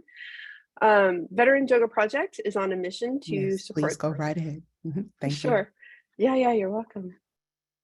Awesome. Give me just a second to pull this up. Awesome. Okay, can you guys see my screen? Fantastic. Okay. Yes. Wonderful. So this is me, Marine Corps veteran, CEO. I've been teaching yoga for about 11 years now, practicing for about 17. Our mission, Veterans Yoga Project, we're here to support the recovery and resilience among our veterans, family members, and communities. And we do this in a couple of different ways. One is to provide free classes. I'm going to skip ahead a slide. We provide free classes all around the country, both virtually and online. So last year, some of our numbers are just coming in as we're prepping our annual report. Last year, we had over 24,000 veterans and military families join us in our yoga classes. Our yoga classes are taught at VAs, vet centers, community-based locations, as well as virtually. So we have an online app that you can download. It's just called Veterans Yoga Project, and all of our classes are free and ready for you to participate. So our yoga classes are based around 5 tools of mindful resilience. You'll breathe, we meditate, we mindfully move, we explore a bit of guided rest, and we'll always explore a bit of gratitude. We also, on top of our classes, we have a couple of different options. We also have a Mindful Resilience for Trauma Recovery training, wherein it's a 17.5-hour workshop. We hold those both virtually and online, or virtually and in person as well. And we learn about the psychology and physiology of trauma, how it, why, and sits in the body, and how we can use these 5 tools of mindful resilience to support our health and well-being, and to support post-traumatic growth, and to support living in line with our values and goals. And we also offer a 200-hour yoga teacher training for veterans. And I'm really proud of our yoga teacher training. All of our lead instructors are veterans.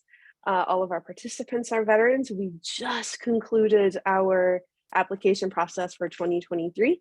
However, if you're interested, please reach out, let me know, and I'm happy to put you on the interest list for our future classes. So there's our app. Again, all of our classes are free of charge anytime. We also have an online practice library wherein you can practice any of those 5 tools at any time. If you ever have any questions, there's a lot of people here who are ready to support all the time. I'm happy to put my email in the chat. It's just Brianna@veteransyogaproject.org. It's a lot of information in 5 minutes.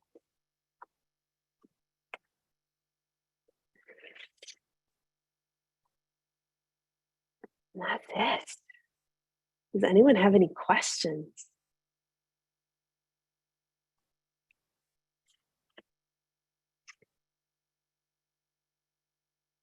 All right. Again, it was an honor to be here with all of you. Thank you all so much. If there's anything I can do to support you, please reach out and let me know. All With that, I'll turn it to you. Thank you Tiffany. so much. Thank you so much. Of course. All right, how did it go today? Are you allowed to say? How did it go today with the VA? Yes. So yes. Yes. Are you allowed to say? Okay. I think so, yeah. So we have a memorandum of agreement with the VA.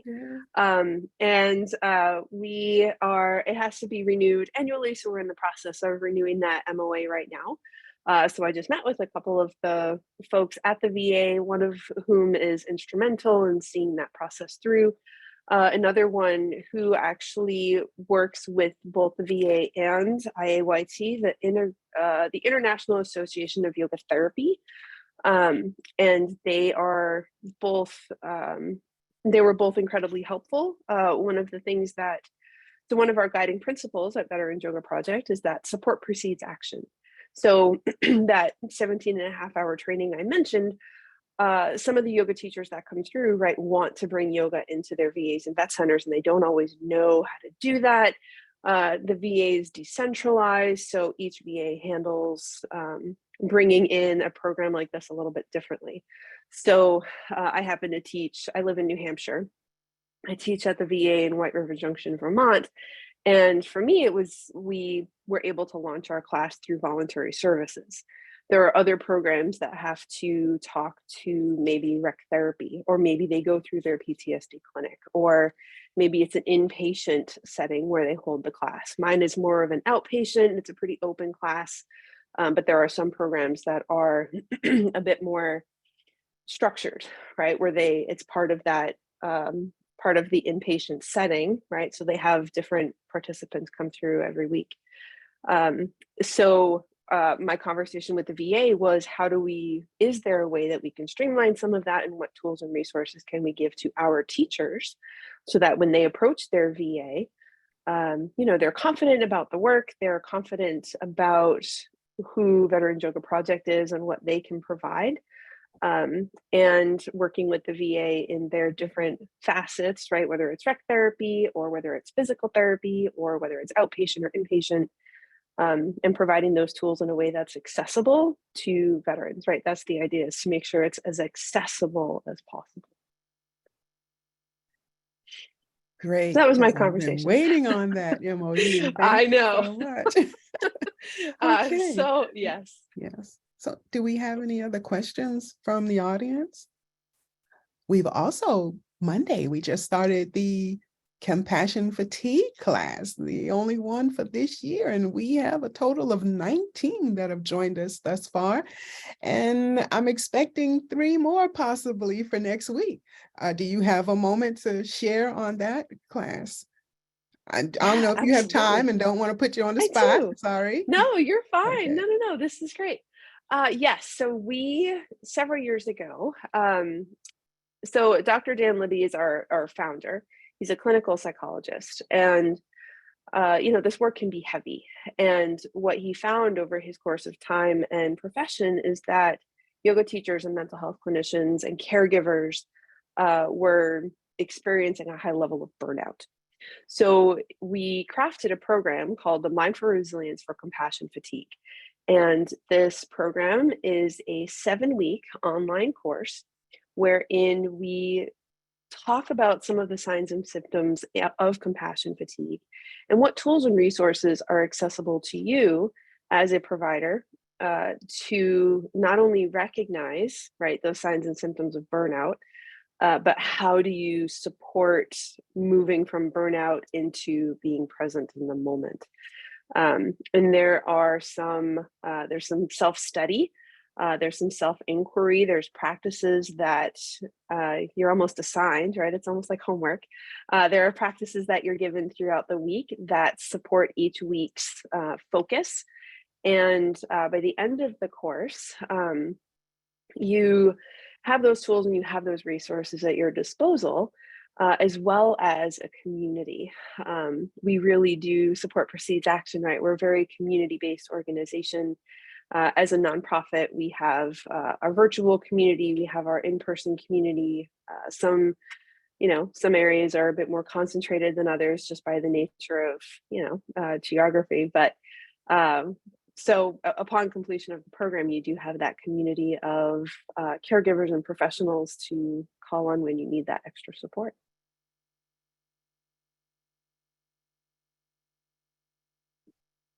Okay. Well, again, thank you so much for joining us on this day. And this Absolutely. is being recorded, so hopefully more people will hear about this wonderful information and share it. We also have on YouTube a class of sun salutations going on every, is it Tuesday night or Monday? Monday All right. evening. Yes. Yeah. And that is it. Thank you. All right, ma'am. Well, I will take you off the spotlight and thank you again. Thank you so much, Tiffany, and thank you all so much. This was all wonderful.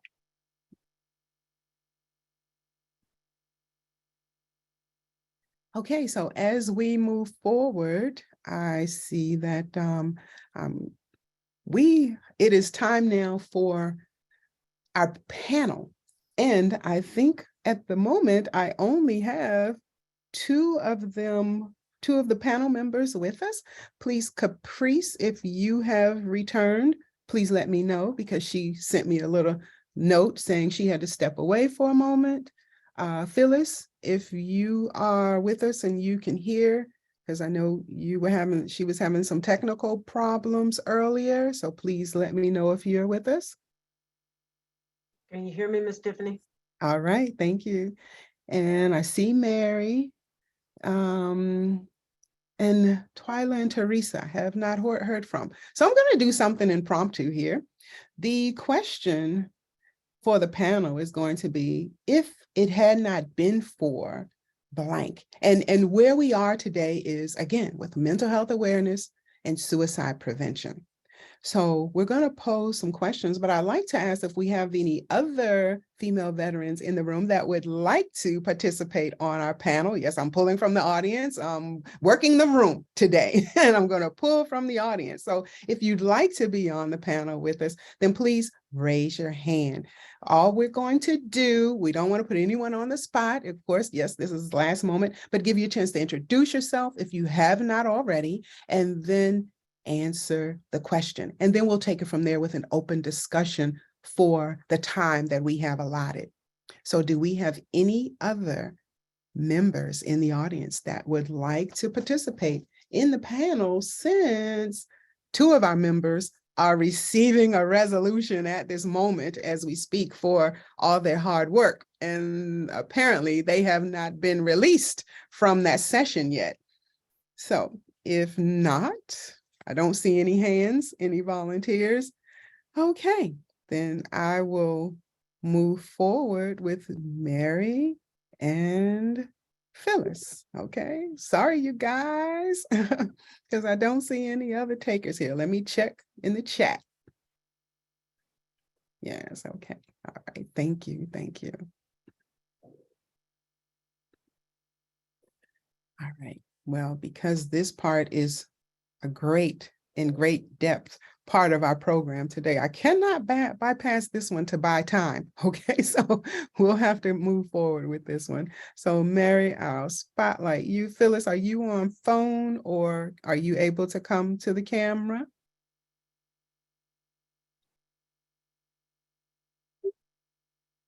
Okay, thank you. And I do see Rosalind with us also. Ms. Jones, would you care to participate? I know, I don't want to put you on the spot. Thanks, Tiffany, but I'm actually about to get involved in something else, but I'm listening. All Thank you so right. much. I appreciate it. You're welcome. Dr. Cornegay.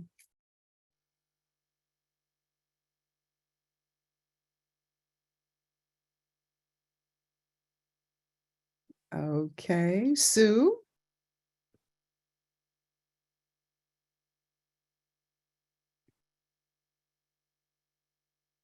All right, well.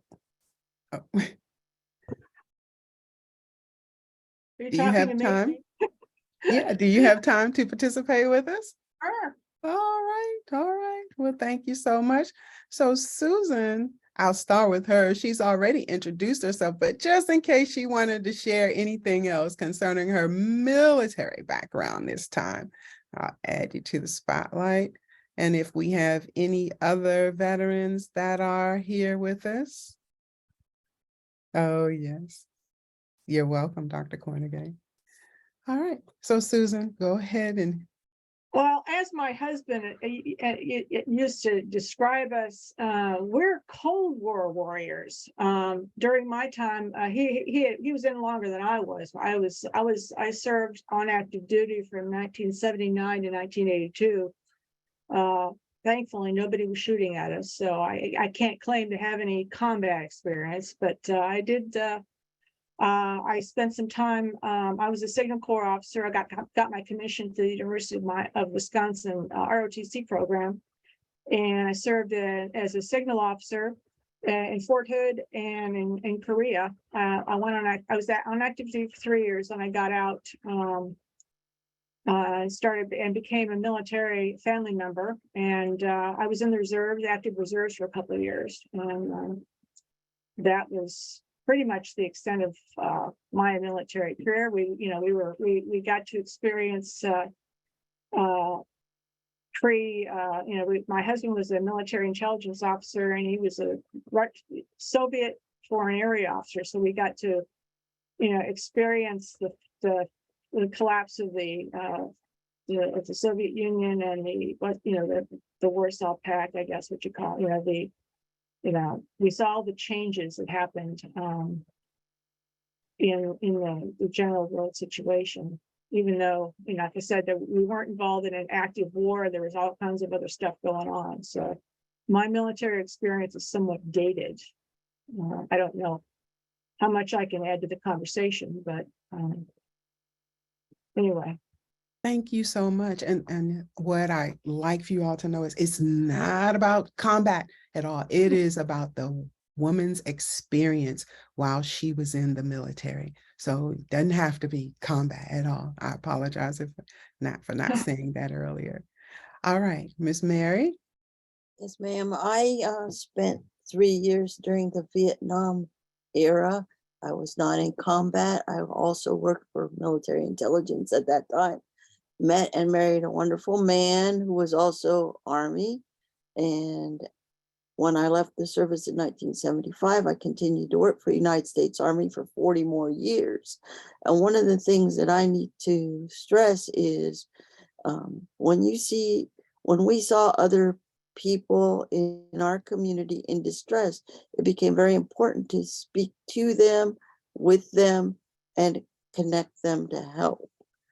Because they're in the military family, there are so many stressors that every day you may not realize every day, even outside of combat.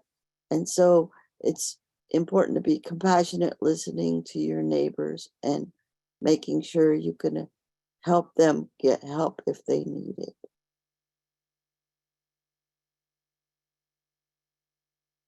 All right, thank you. And Miss Phyllis. I'm sorry, Miss Mary, you didn't give us your name.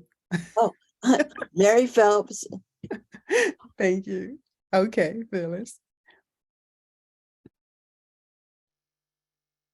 Can you hear me, Miss Tiffany? There we go. All right. My name is Phyllis Fisher. I served in the military, regular Army, the National Guard, and the Reserves. I served 29 years, 11 months and 20 days. I was medically retired. I served in 3 conflicts, wars. The first one was the one in Saudi Arabia, served in that one. And then I went twice to Iraq. I've served with quite a few strong women. They were awesome. They were awesome soldiers. Only saw one that we lost in my 3rd deployment. I lost a leader. I think it threw my commander into shock because in the middle of the night he started running around to every place to make sure everybody was safe and secure. And so with the families, even when it comes to the men, it's very traumatizing for these guys, even for the women. But it's more traumatizing for the guys because when they come home and they don't take off that military stuff to begin to relate to their families, it causes that type of a problem.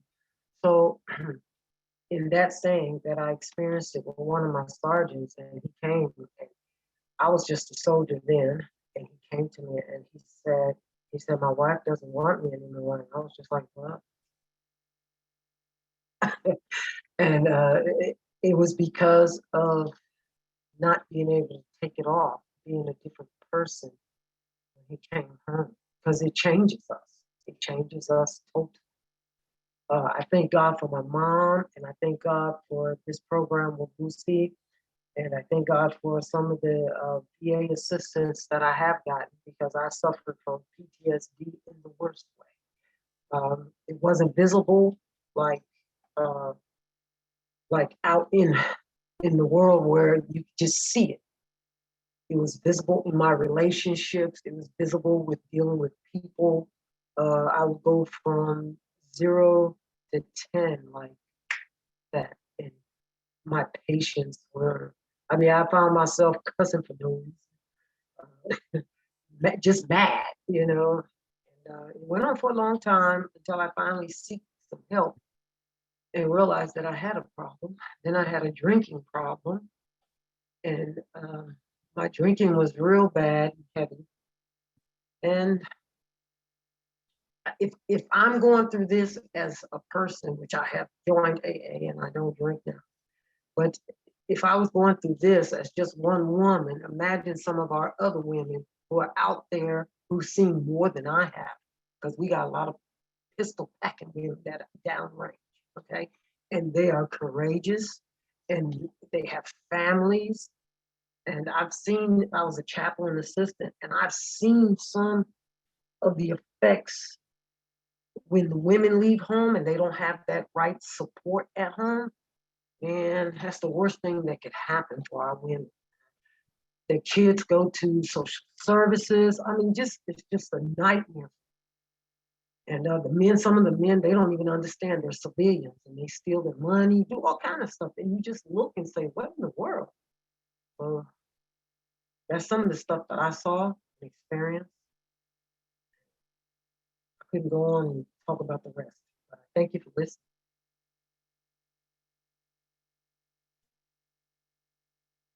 I think too, also, especially that those of us who've been in the military, we're familiar with the military culture, which is, it's kind of, it discourages help seeking. It's especially, you're in the military, you're part of a group. There's the mission. There's taking care of your buddy. You don't want to let him down. And that's the kind of thing, if things are bothering you, you might tend to want to hold it in, because you don't want to appear weak. You don't want to let down your buddy, there's a tendency to just say, just buck it up and just plow through. And I think that's part of the, that part of the military culture. I think it's important for civilians to realize that, you got to be able to talk the talk and talk to a veteran from where they're at. And sometimes the civilians may not have they've never experienced that esprit de corps and that belonging to and the mission that those of us who've served feel. So I know, and especially with I'm in AFSP, we've actually had, we've had speakers talk to us about that, so that we can try to understand, be able to speak with those veterans. And I know I've given classes. I gave Talk Saves Lives to a class at the Naval, the Navy Yard. It was in a secure facility where everybody had a clearance, and I had to sign my life away to get into the facility. And one of the things that everybody was concerned about was, I can't ask for help because it's going to affect my clearance. And one of the things that the commander of that unit was there, and after I got done speaking, he got up to the podium and he said, I want to tell you one thing. If you are struggling, if you need help, I want you to come to me. You're not going to lose your clearance over this. We want you to get to help. We would rather have, we want to help you. You're important. So I think my husband had the same issue. I can't go see somebody because it's going to affect my clearance. When he finally did go seek help and was put on medication, he said, now I guess I got to talk to my boss about this and let them know. And the boss said, welcome to the club.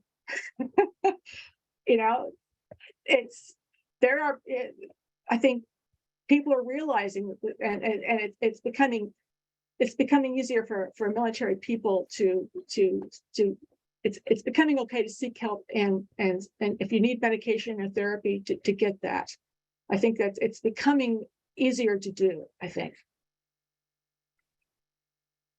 Thank you, Sue, so much. So Dr. Fisher and Carla have joined us now also. And ladies, we haven't even gotten to the question. We're just in the intro part. So you all came right on time. So Sue volunteered to join the panel to fill in, since we don't have everyone here. A couple of the ladies had to step away. So I'm gonna go now. If you all are prepared, I see you on the camera. Unmute your mic, and Dr. Fisher and Carla, if you would please introduce yourselves. My name is Dr. Joanne Fisher. I am the CEO of Women Veterans United Committee Incorporated. I have just received a resolution from the state, from the Senate, and a resolution from the House for my advocacy for women veterans for us. And also, everyone, I want you to know, this is not just about me, it's about all of us, for we are making a change. While VUSI empowers women, and we are very aggressively moving forward. I'm turning this over to Carla now with AMVETS. Hi, I'm Carla Latham. I am an Army veteran. I served quite a while ago, but I served nonetheless.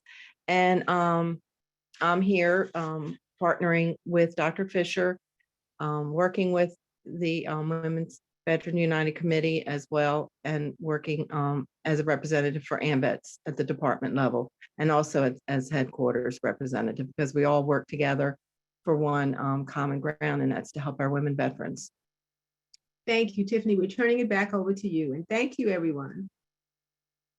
All right. Well, I think we had one more panelist to join us, and I don't want to put her on the spot. So if she's able to, I just went out into the audience and asked if we have any other women veterans in the room with us, and they would like to, one, introduce themselves, and then two, just participate in the panel. The question that we are going to move to is, if it had not been for, and then we just want you to fill in the blank with what saved you, what gave you the motivation to carry on. You know, not so much saved your life, but because you are women veterans, you've been faced with some challenges. And this is International Women's Day. We're here celebrating Women Veterans Day and mental health awareness and suicide prevention. So if any other members of the audience wish to join us, please raise your hand or come to your camera so that I can recognize you and bring you on in. If not, we're gonna move forward.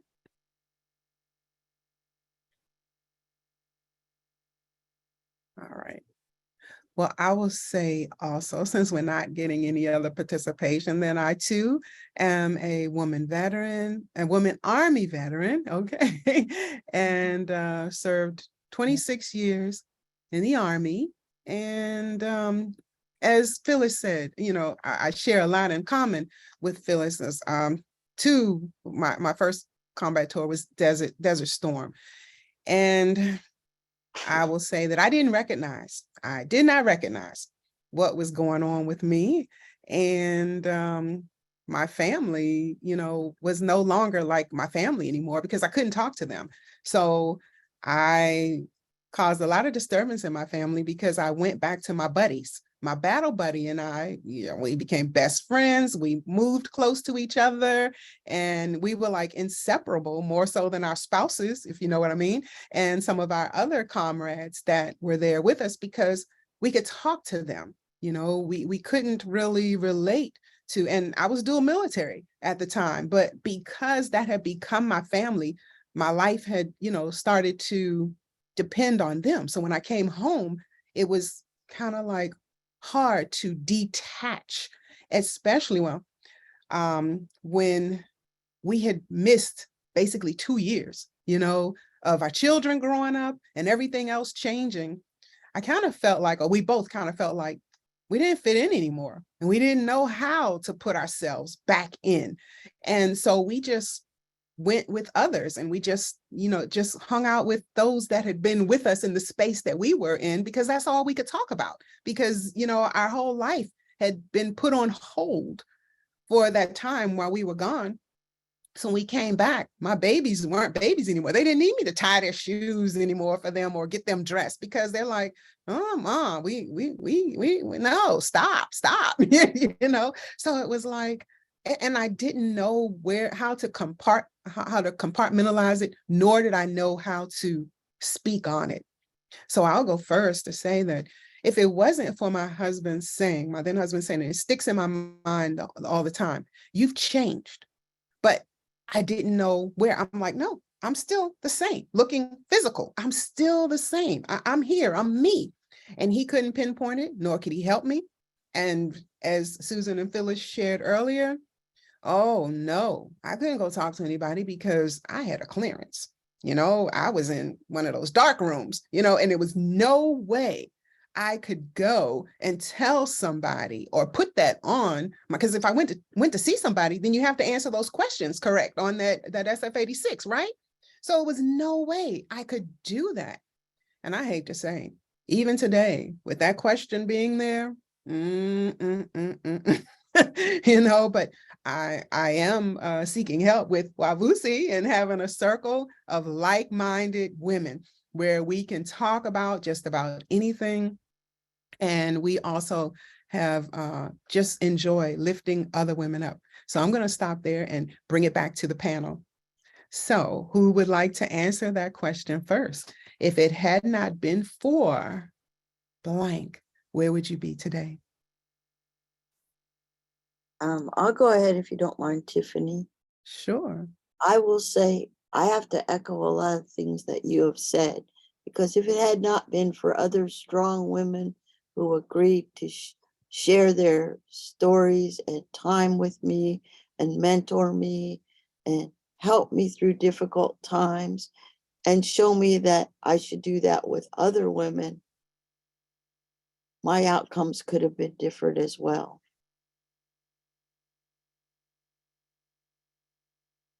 So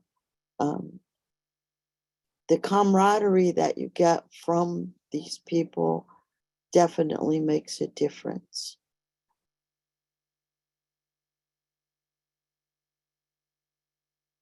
Thank you, Mary. Anybody else? So I was in the middle of Iraq special assignment and there was a moment that I guess I got brain stumped and decided to walk around without my stuff on. And this sergeant major, she was running. She said, "Hey, soldier, put your," because I thought we were safe. She said, "Put your stuff back on," because I was in my shorts and everything. And when that happened, right after that happened, I went ahead and put my stuff on and we got mortared. And I was like, wow, damn. And I just think I wouldn't be here today if it wasn't for that lady there. She was sergeant major or first sergeant or something. And I was just a soldier on duty. Then we lost one of my other deployments. We lost one of our leaders. She was the one who helped me make my rank. And she had hit her leg and she didn't want to get any treatment for it. She had not decided to get treatment while we were there. And we were going on R&R. She was going on R&R. And before she got home, she dropped dead in the airport on the way there. I never forget her. Her name was Felicia. I forget her last name. But she was a very, we had to do a ceremony for her. Like I said, my colonel lost his hairpiece. He was just going crazy because that was one of our upper echelon leaders. And my sergeant, she was cool. I always had a deep love for her. And she was a very good sergeant. I think those ladies and the ladies that I served, it was cool.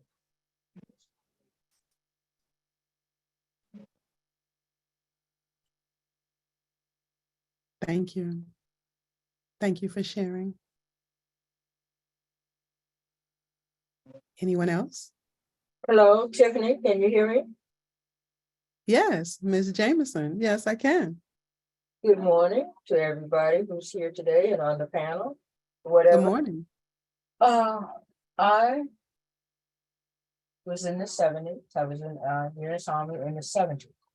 My time was similar to one of your speakers, in terms of my location. I was stationed in Germany, and we served in a little area called Nelligan. It was up on a hill, and I did not realize, because I was very young at that time, I did not realize the real danger zone that we were in, because we were told not to leave the compound, never to go anywhere alone, and things of that nature or whatever.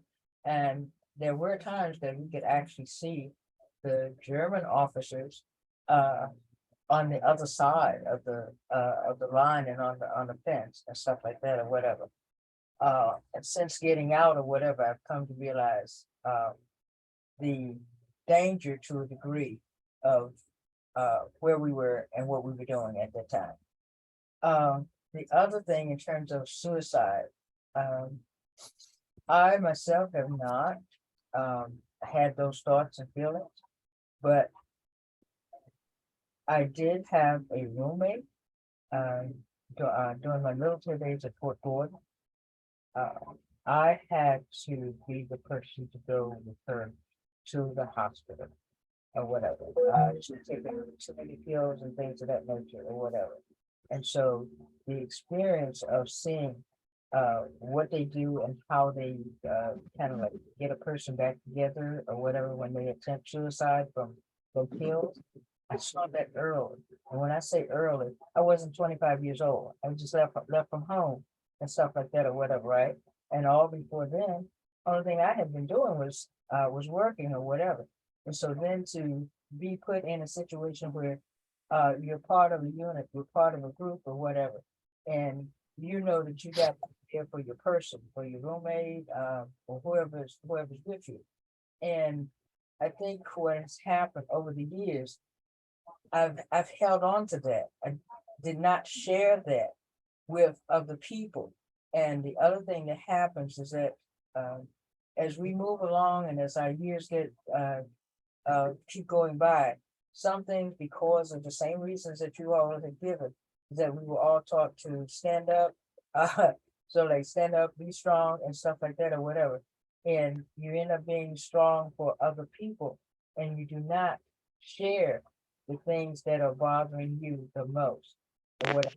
And I also know now that seeking help and actually speaking to persons who are trained, persons who can help you see and get past the things that you're going through and the things that you've been holding on to, it makes a difference and everything.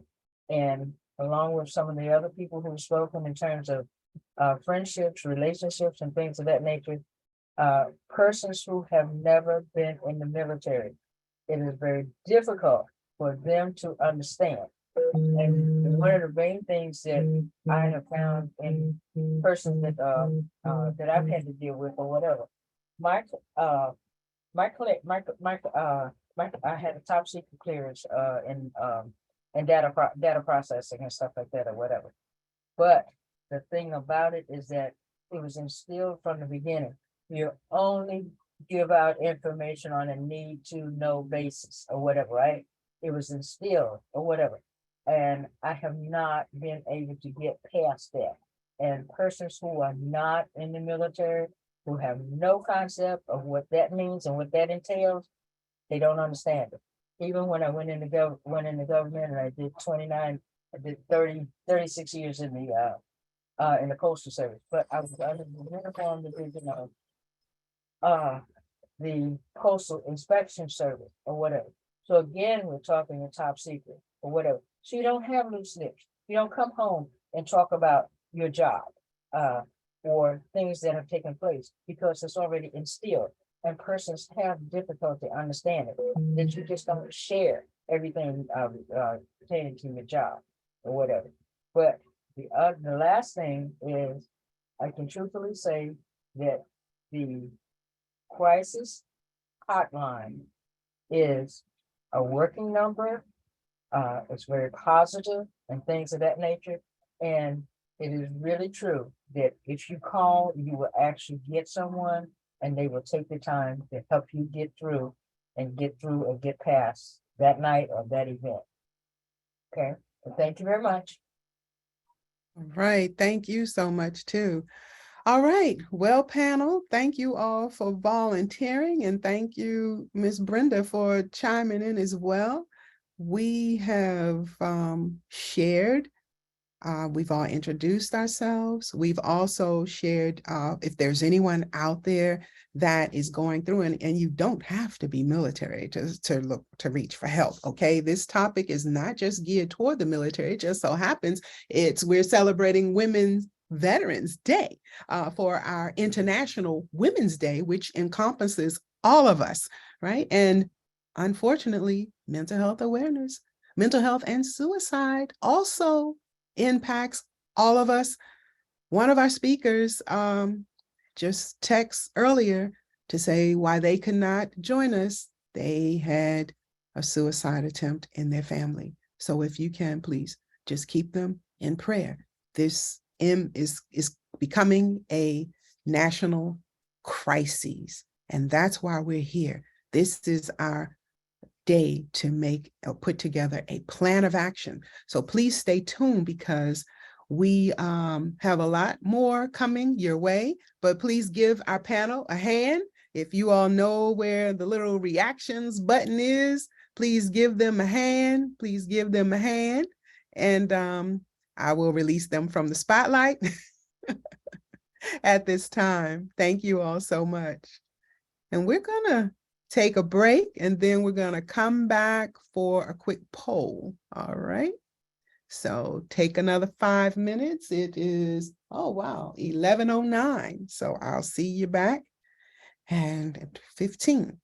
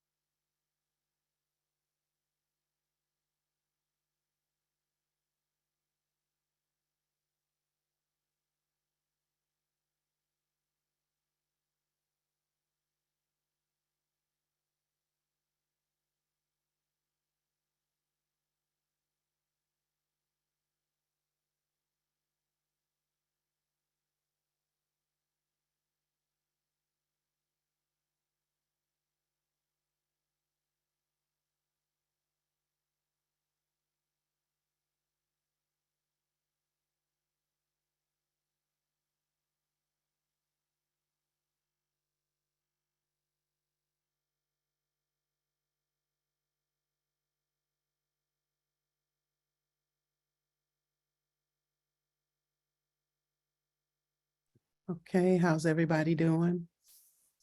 I know we had quite an in-depth conversation there. So hopefully everyone had an opportunity to get up, breathe, go to the restroom, go get some water, whatever you may have needed to do.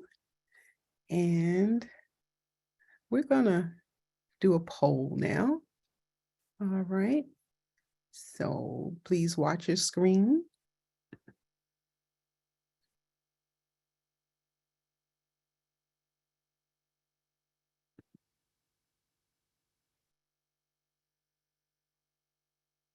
Okay.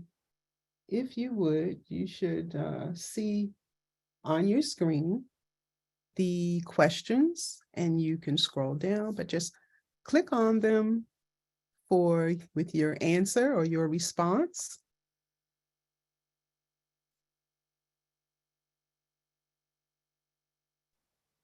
Let me make sure that this is working okay.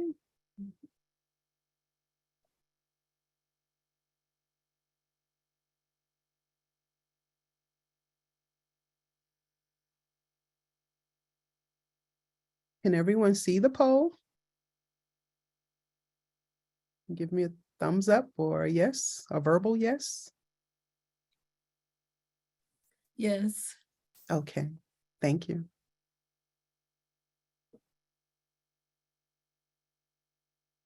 Yes. Thank you.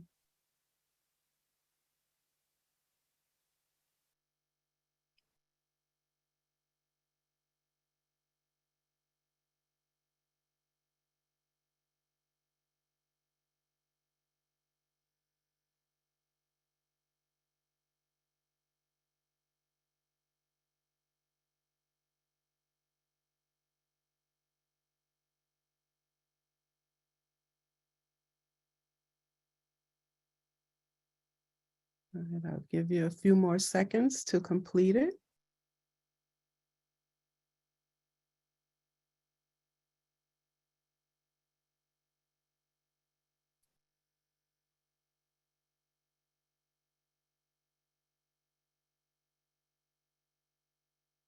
All right, please let me know if there's anyone that was interested in taking the poll that still needs some more time. If you still need some more time, please let me know.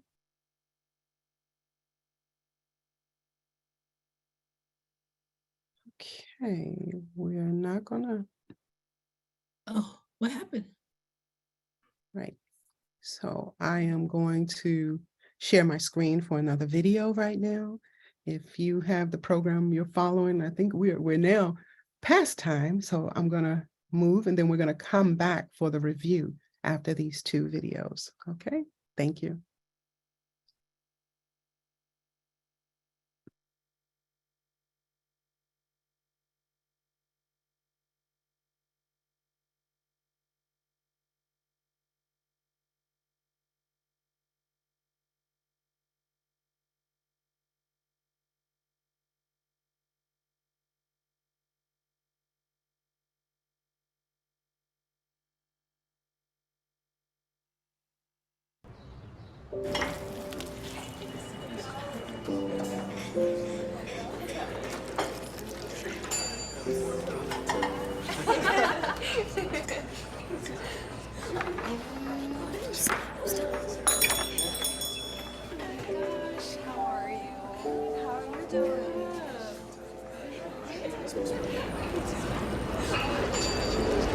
Hey, Daniel.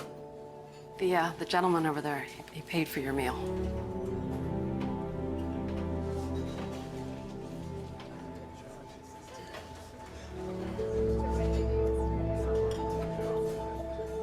The power of one small action, one conversation, or one phone call can make a difference in the life of a veteran going through a difficult time. For free 24/7 confidential support, call the Veterans Crisis Line or the Military Crisis Line.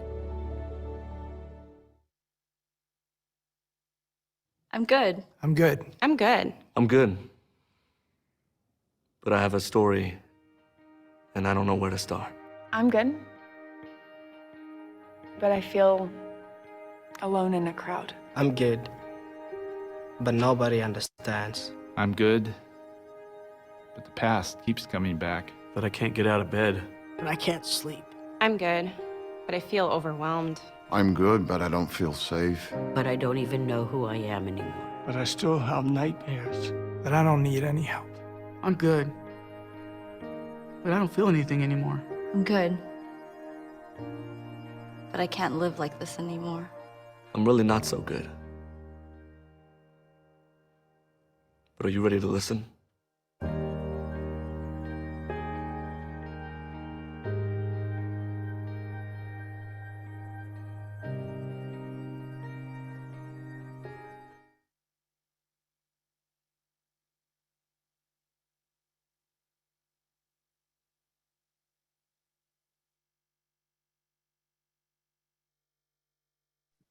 All right, so are we ready to see our results from our poll? And thank you all for your participation.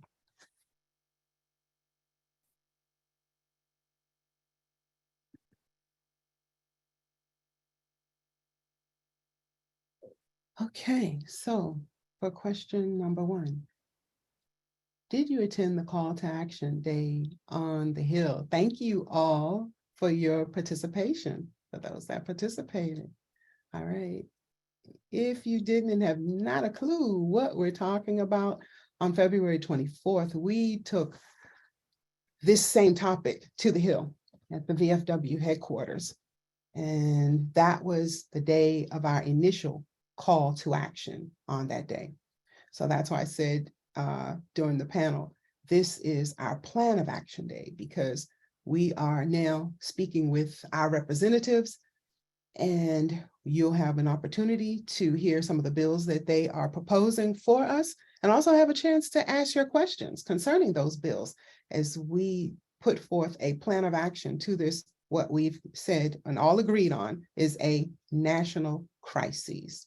So mental health is a concern of the blank, and that's right, individual, caregiver, or both. And the majority of you said both. That's what, if you heard earlier, we talked about our compassion fatigue course, because we find that a lot of times we find ourselves in trouble as the caregiver because we are taking care of the other individual and we're paying so much attention to taking care of them that a lot of times we neglect ourselves, not just our physical health, but our mental health as well. So that is correct for both. Let's see, isolation. Isolation can lead to suicide thoughts. That is so true. Yes, that normally leads to depression. And we discussed that in depth during our call to action when we were on the Hill with some of our panelists there. How can you assist with a plan of action? Advocate, all of the above. Yes, write a bill, fund the bill, lobby, all of the above. Yes, we need you all. We need all of your help as we go forward with this plan of action and we speak with our representatives. What they have may not be all that we need. So after we hear them, we need to come back together and decide what else is it that we need to do. We did a brainstorm, and that's where I formed these questions from the 24th. We brainstormed and just came up with some of these areas that we still need to make sure that are secured within the bills. Loneliness can cause trauma. True. Excuse me. Are you a peer support specialist? Many of you said no. And right now with VA, the peer support specialists, and even on the crises lines, those are the individuals that are being trained. So one of these questions, we had a suggestion of some more training. So should our plan of action include, and you all said all of the above, that's right, because that's where we're going. It's not just the peer support specialists that need the training. We need it in the community, the clinician, and the clergy. So that's why we said even the bartenders, they're the ones that a lot of us go to talk to a lot of times, and they're not adequately trained. And our emergency staff, they're not adequately trained, nor our clergy. So we need to do a better job at sharing the information, sharing the hotlines, and making sure that since these are the people that we turn to more than likely outside of our families first, that they are adequately prepared, or at least have a sense of or know who to call or how to get us the help we need. Is telling your story impactful enough to help someone? Yes, indeed. We just told our story. How do you feel after you heard some of our stories? And believe me, that wasn't all of it, okay? And then other than dialing 988 for someone, how can you help? There it is. Yes, talk to them. Share your story to let them know they're not alone. Provide a safe space. And are you willing to take the next step? Yes. Thank you all. Thank you all for your support in taking, not just taking the poll, but acknowledging that you are ready to move forward with us. So thank you so much. Now we are going to shift gears and prepare for, well, one more video as Dr. Fisher comes forth to share with Karen, but this video is a little long. So if this is probably one of the longest I've shared thus far today. So if you need to take that break, please do so. But this video is impactful. So let me prepare it for you.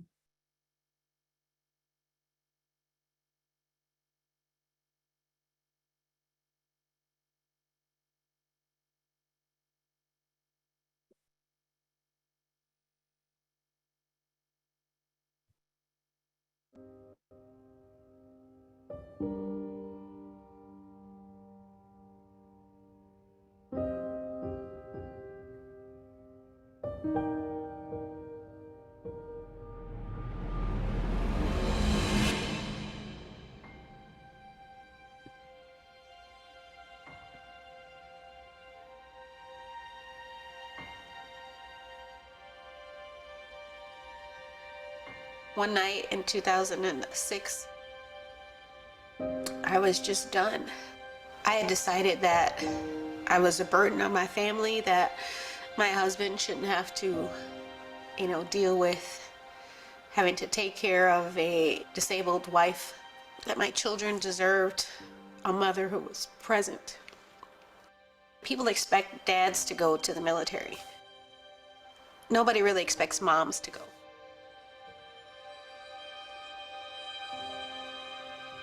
So when I came home,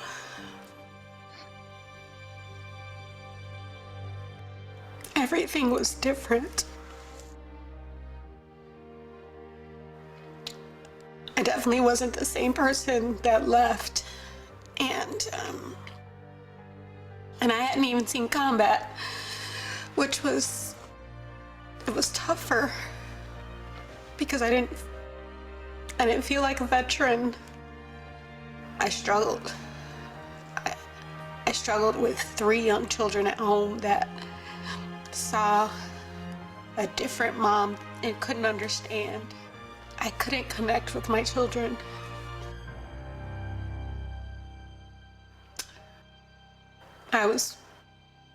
I emotionally had given up because I was tired of hurting.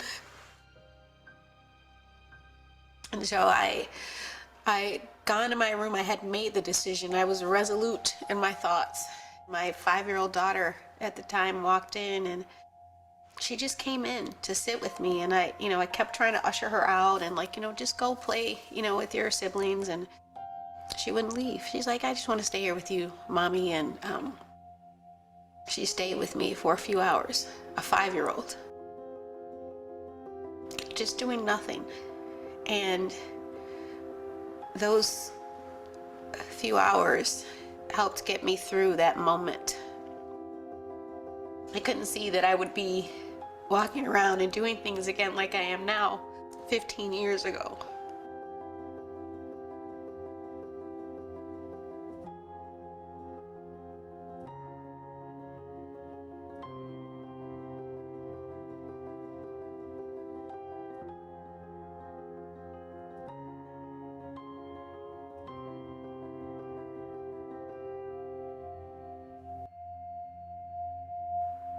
I guess it's when you hear other people's stories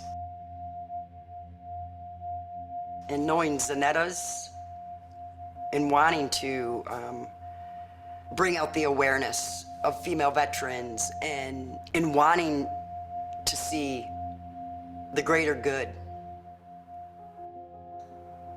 I got the shit beat out of me. It was my first annual training. I went with this reserve unit in Kentucky. And some guy was drunk in our unit, and 5, 6 other guys stood around and watched him beat me. And it all had to do with me being gay. I was still in my 20s when I was injured. I was preparing to go to Iraq, and we were doing a combat training exercise, and I fell off a 2.5 truck with the rails up. And because I had my flak jacket and all of those things on, I fell hard. I fell on my back.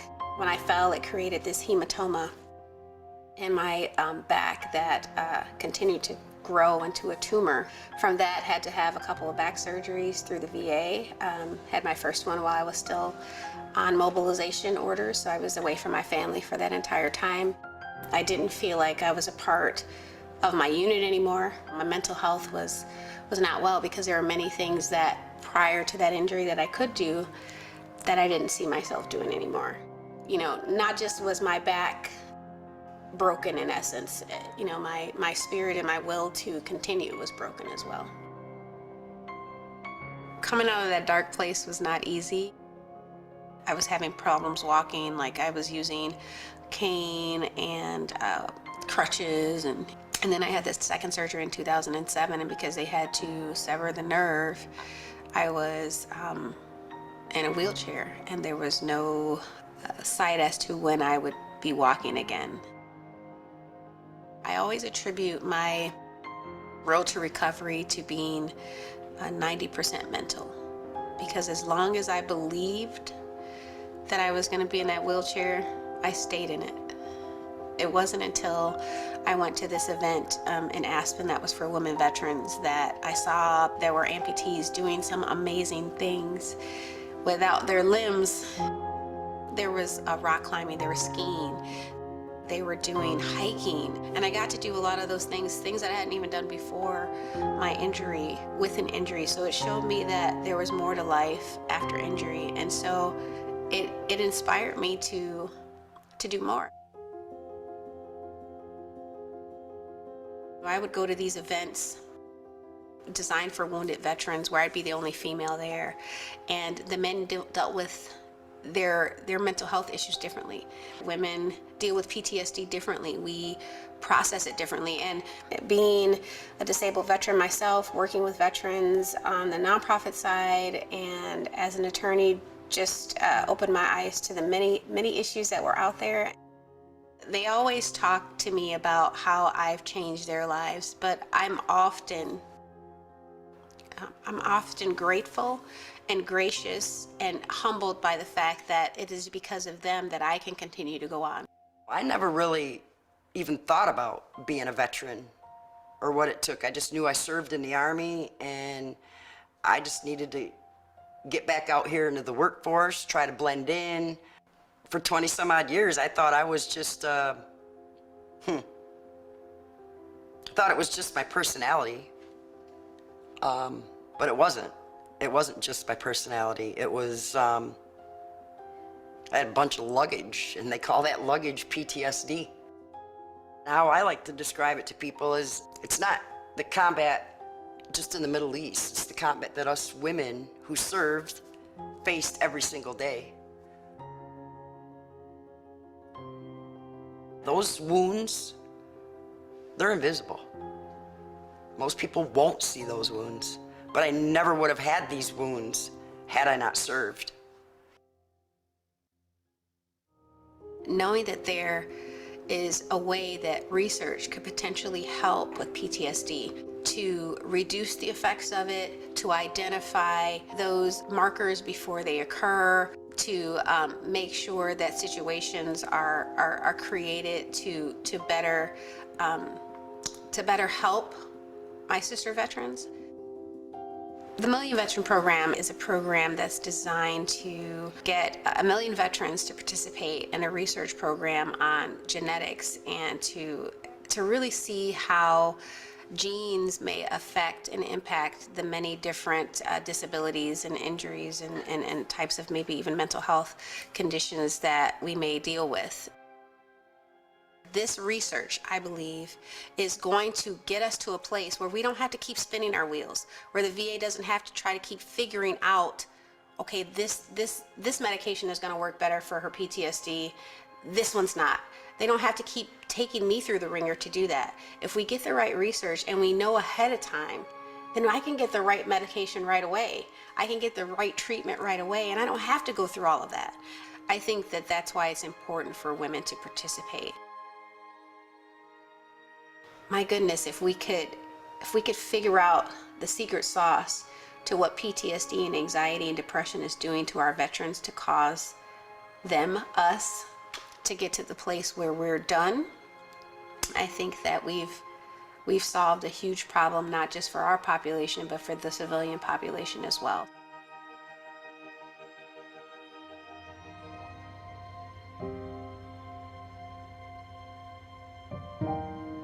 I know we can't see the future. We can't see what the benefit of that is, but if we just hold on, you know, what we've gone through can be used as a positive catalyst for change for someone else. I know that we're resilient. I know that we can do anything we put our minds to.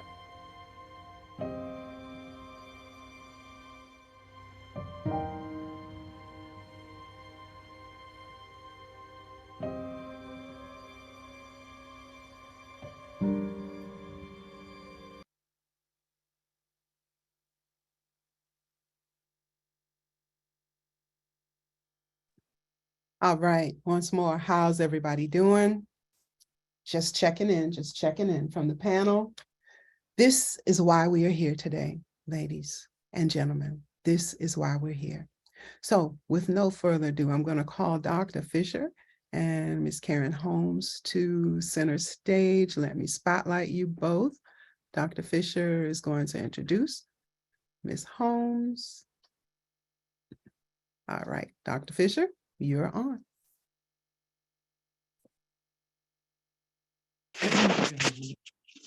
At this time, everyone, I would like to introduce Karen Holmes.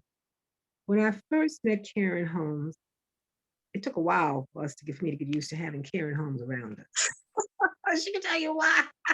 It took a while. We went through a whole bunch of stuff, but after a while, it became a joy and a pleasure. And I looked for her, and I began to really appreciate her. She has a very intense background. And she says, I have an organization. Karen is an international speaker. She is a young woman to be recognized. Any challenge that came up, she faced it, and she did not run. Nothing caused her to run, and she went out powerfully to speak on specific women topics around the nation and the world. And she received all kinds of awards. At this time, we have decided, instead of her running around saying, I'm an organization. No, she's a part of Wai-Lucy. We will make sure that Karen has programs so that people can see what she does, and we will stand behind her faithfully to make it happen. At this time, I want to introduce you to one of our directors, our Director of Safety. She's a strong advocate. She speaks extremely well and is talented. Karen Holmes. Thank you, Dr. Fisher. And hello to everybody, and glad you're all taking a part of this event today. It is awesome to be able to hear and understand everything that women veterans go through, and actually those who are active service veterans. So I'm just very happy to be a part of this. And today I will be talking about the Butterfly Project, but I need to build you up to that point. What happened. So back in 2019, there were 2 trans women that were sex workers that were murdered in the Fairmont Heights of Prince George's County, Maryland. And from there, after the second person was murdered, Prince George's County Police Commander for the 3rd District approached me and asked me if there was anything I would like to do to be able to help these girls get off the street. And I said, absolutely, I would love to give it a shot. So the first thing I wanted to do to be able to start acclimating myself with the sex workers out there. I had told her, I said, I would like to do the ride-alongs with the police and see what I can find out, all the information out there. And so Prince George's County Police over in that area had a special unit. The unit was basically of during the week, there was one officer out there that all they did was rode up and down Eastern Avenue, which is a borderline between the DC and Maryland. And that's where the girls were working to do their sex work. And from there, basically, they just wanted to make sure that they were safe. The commander said she was tired of pushing these girls over to the DC side of the street, and DC would come along and push them back over to Maryland. And so she said, I didn't want to play this ping pong game with them at all. So my whole thing was to see what it's going to take to be able to get these girls off of the street.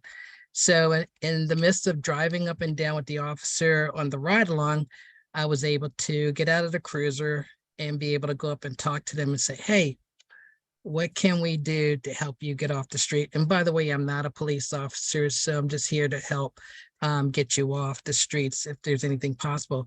Well, a lot of the girls came up with the situation of they needed food on their table. They needed a place to lay their head at night. And also they need a job. And so from there, I just basically said, okay, this is something I can work with. So I started a coalition called the Prince George's County Transgender Coalition in Prince George's County, where I got together about 10 other organizations. And at our first meeting, we had like about 21 people at the table to talk about this. My thing was, I said, okay, this is what I want to do, because you are all doing great organizational work here in Prince George's County, Maryland. Let's see if we can expand by helping these girls get off the street. So the first thing I came up with was, let's do resume building and help them do resumes to, to build something. And then the other thing was, let's role play across the table with them to say, hey, what is it gonna, this is how you do a job interview. And we're gonna ask you questions and stuff. The third component of that was also to be able to provide them clothing. Dress for success. And that's what the biggest part of it, because obviously a lot of them are wearing clothes that aren't really appropriate for going to a job interview, or if they get the job, to be able to look presentable there at work. So we have an organization called Jesus, Moving for Jesus, who does donations of clothes. She's actually got brand new clothes, but we're also taking in new clothes as well to be able to give to these girls. And basically that's what we're doing. We're actually giving them to them. So later the following year, there was a reefling for these girls, and I was asked to speak at that. And I just basically told them, I said, look, this is my game plan that I would like to do.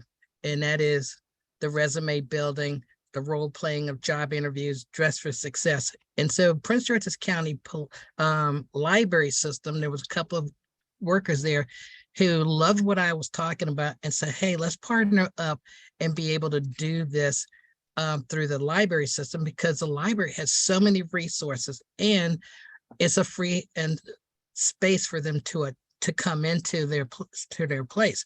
And I'm like, oh, this sounds absolutely great. And what we were going to do is expand it to further help them with GEDs, how to operate a computer, et cetera, et cetera. So, and also provide them with a lunch once a month. We did that for 6 months, and where they could come to get a free lunch, also provide them with a mentor as far as someone else who's been in the not exactly in the field of sex workers, but as a transgender person, to be able to help them get through what they're going through. A lot of these girls absolutely probably lost their job because they're transgender. They're being their true selves. And so what we wanted to do is be able to help not only them, but any trans person in the community to be able to know that they've got resources to come to the Butterfly Project to be able to get those services to them.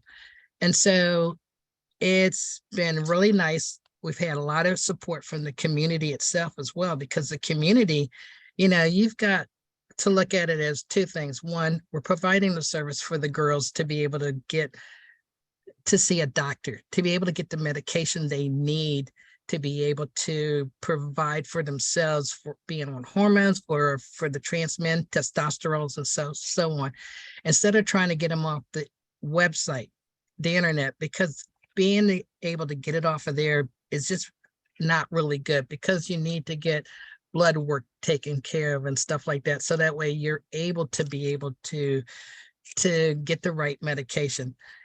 And finding out all of this as well, we do have some veterans out there who are trans and who are out there because they don't have a job anymore. As most homeless veterans are out there in the street, we want to be able to help them as well, be able to get some help operating on a computer, get their GED if they don't have it, and so on. So this has been a passion of my heart, and knowing that Prince George's County library system wants us to be able to do this as well. We're trying to coexist with them and run this all through the library system. My biggest thing is because every time I talk about the Butterfly Project to other people, people want to donate money, donate clothes. They want to donate their time to be able to help with resume building or role playing across the table. And so I said, I want to take this thing national. I think we can do this nationally, being able to get other organizations in every other state across the country to be able to be a part of the Butterfly Project. I don't have contacts in other states, such as we'll say New York or Alaska or California, but there are organizations out there already involved in communicating it and coexisting with other advocate communities and organizations. So those are the people I want to be able to connect with and say, look, the Butterfly Project we've got going, this can be the cookie cutter for you. You have the contacts out there. We're going to let you run it out there in that state and then report back to myself and my co-host as well in this venture. And we want to make sure that everybody is really, really taken care of out there. There's a group out there already of trans people. There's about in the military 15,500 military people out there that are transgender.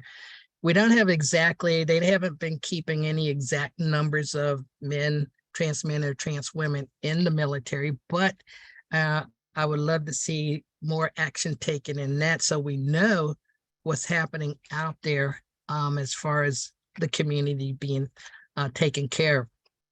A lot of people have gotten misinformation as far as, trans people being pedophiles or, are going to be able to, like, because of the bathroom situation, go in and rape women or kids. And that's not the case at all. You're getting information, if you've heard that, wrong information by politicians or the media. It's just, let's understand, they are not like what you see on Jerry Springer's show. We've got police officers, firefighters, we've got military staff out there, lawyers, doctors, nurses, out there that are doing great things. We just need to know that they can be accepted in this community just like anybody else. If you're going to serve and protect and serve other people, serve everyone. Just don't serve those few that you like or whatever. And that's what we really want to do. The Butterfly Project resources are also going to be involved with health and wellness. In Prince George's County right now, there's a medical assistance out there, National Suicide Prevention, 24-hour hotline as well available. Food and cash assistance is available. Here again, Moving for Jesus for clothing. And we're talking brand new clothes that she's providing. As a matter of fact, I just talked to her today, again, because I want her on my television show, not this Friday, but next week, Friday, to be able to talk about the resources that she's providing. And she also takes care of providing food and stuff. So that's another situation. Prince George's County's need for help in paying bills. So we want to get the trans community involved in that. And here again, take care of the veterans who are trans as well to get these resources and stuff, housing and energy assistance. We want them to get help there, workforce development. Prince George's County here again does a really good program as far as their GED and undergrad studies. Trans can work. I want to connect with other organizations such as Starbucks. I hear they're very good as far as hiring trans people. By these trans people going through our program at the Butterfly Project, we want to be able to give them the assistance to be able to say yes to this business. They've gone through our program. They understand what's valuable and what they need to do. And we would love for you to hire them because they are good. Domestic violence assistance as well. The two girls that were murdered, one was by gunshot and the other one was brutally beaten up. And so that's how they were murdered. Last year for Transgender Day of Remembrance, which is TDOR, there was, for that year, for 2022, 71 trans women were murdered. The year before that was 47. So the number is not going down, it's going up. And so it's been really hard. I don't even want to think about the numbers around the world. I know it was at least over 400 trans people around the world that were murdered.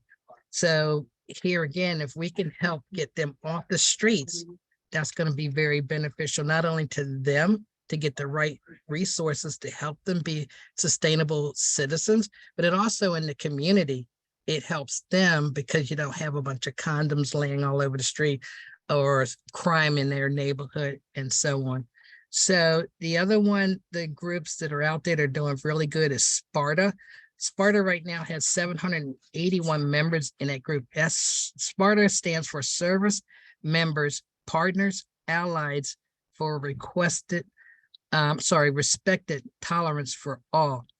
And then the other group, which I'm a part of as well, is Trans Veteran Support Group, TVSG.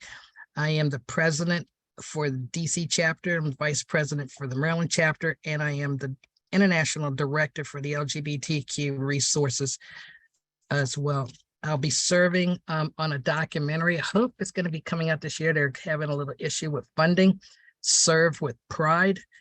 And then just yesterday, I was interviewed by a freelance writer for digital media engagement team for the Department of Veterans Affairs to be able to talk about my time serving with the Maryland Defense Force, which supports the Maryland National Guards.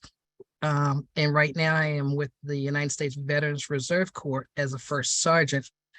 I was a chaplain's assistant, but once I got promoted to first sergeant, I had to give up being a chaplain's assistant, which I hated because of the fact that I love serving and talking and being able to support other people that are going through issues. And then, of course, the last thing I want to mention is when a soldier, male, female, trans, or whatever, is killed in a line of action out there, they're coming home in a casket, and that casket is covered by the United States flag. Inside that casket, you don't know if they're male or female or trans. All you know is they served our country. They were there to protect us and make sure that we are okay here in the United States and elsewhere where our soldiers are at. Battle buddy, that's what it takes. And I just want to thank you for this time to be able to talk to you. If you got any questions about the Butterfly Project, I'm going to put it in the chat. You can email me or you can go to my personal website. My email address is kkhomes@kkhomes.com. My personal website is kkhomes.com. And I just want to say thank you and think about seriously being involved to be able to help any way you can. Karen, you checked the chat too. There were some things put in the chat. Okay. I'm not sure if you want to respond to them. I can't. Can you read some of the questions and then, or sure? Because I so busy concentrating on my talk. Yeah, not so much questions as I think it was a little bit of information for you. Okay. If I can bring it up. that's your website, but before then, okay, great point about the flag over the casket. Thank you, Chaplain Nell, First Sergeant. What else? Partnering with Final Salute Inc. is an option as well. Okay, I saw that. Okay. You saw that one? Yeah, Okay. just now. Okay. All right. So I think that was it. If I didn't catch your comment in the chat, then please put it back in there. Okay. Thank you for sharing, Karen. I serve in the MDDF too. Okay. And thanks for sharing. All right. Great, great. All right. Okay. Well, thank you so much for sharing yourself and about the Butterfly Project. I really wanted to say one more thing, Mhm. Tiffany, is the fact that, you know, serving and being trans myself, I don't know if anybody knew that, but anyway, I joined the Maryland Defense Force in 2011. In 2012, I got NCO Soldier of the Year by the state of Maryland and the Maryland Defense Force. And in 2013, by the State Guard Association of the United States, I got Soldier of the Year of the country. Yes, we can do it. When President Trump wanted to exit us out of the military, he has no idea what it takes to be a battle buddy and what resources that we put into our soldiers to be the best of the best here in our country. Just to give you an example, there was one time let's say the president was up on a roof, and I think it was the Secretary of State that was up there with him.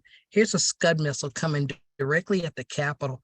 And the Secretary of State said to the president, we could have taken that out of the sky, but that person was trans. This is what we're talking about as far as supporting and being there for our soldiers. No matter who they are, we know they're going to be there for us.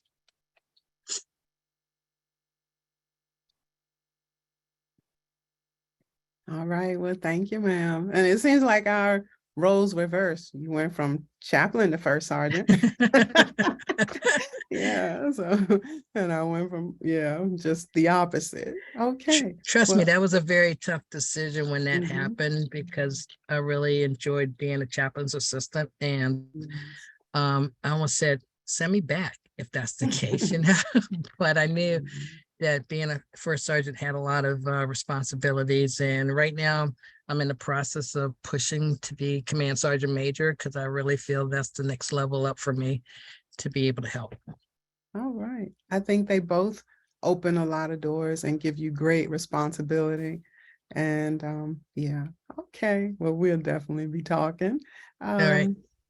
So any other questions for Karen? All right, I'm gonna take you off spotlight. Has Miss Jones entered the room? Miss Marion Jones, not Rosalind. Miss Marion Jones, has she entered the room? Okay, well, I'm going to move to the documentary then. Let me share my screen. Okay.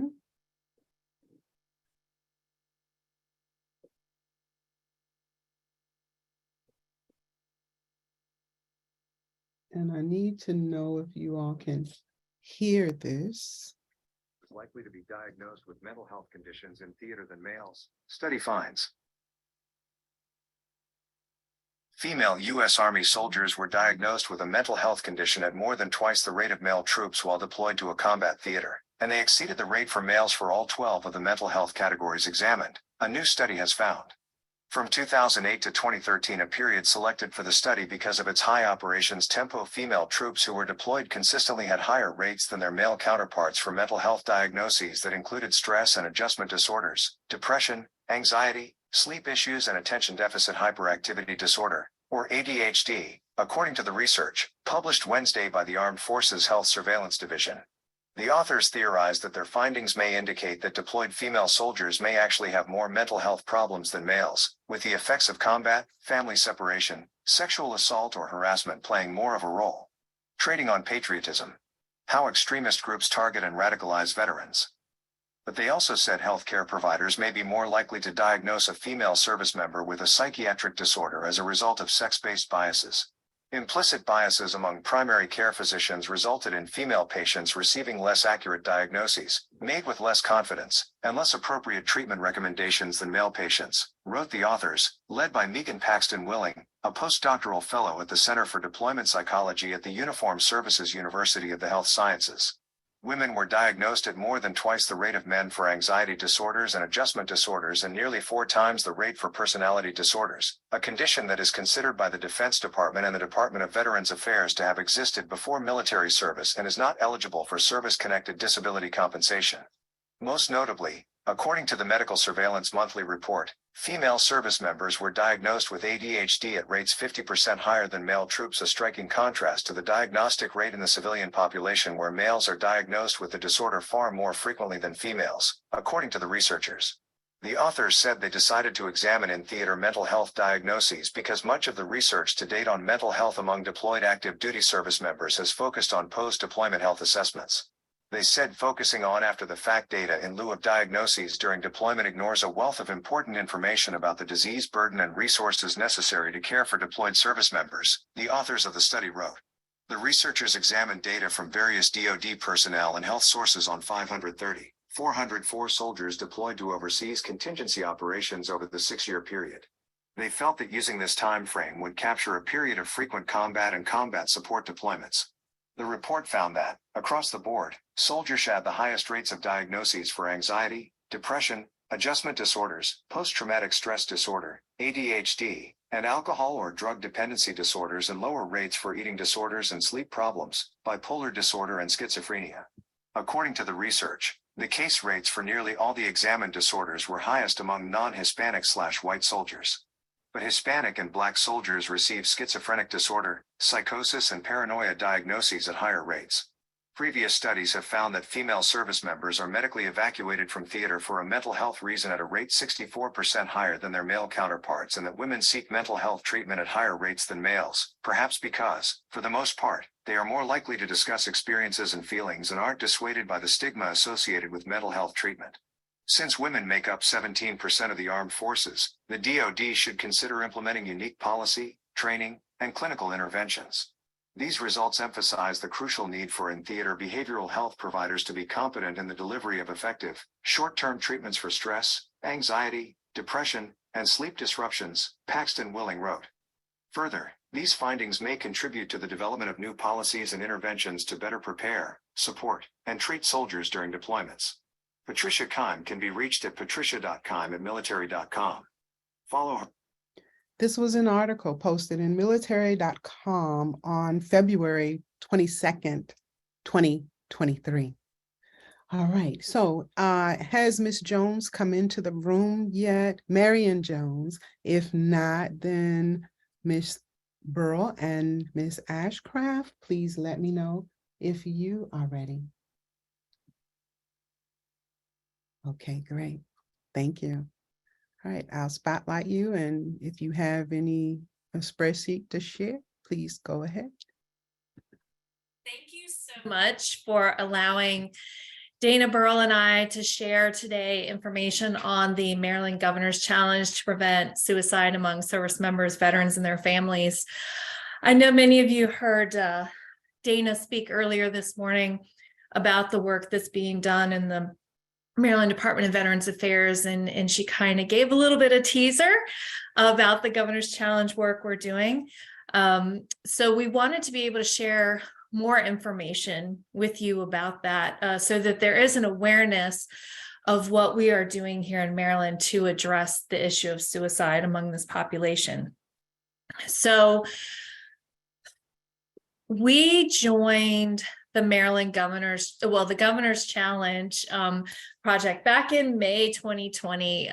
The US, VA, and SAMHSA invited our governor at the time, Governor Hogan, to participate in this opportunity to really develop an action plan, a way forward for addressing suicide in our population.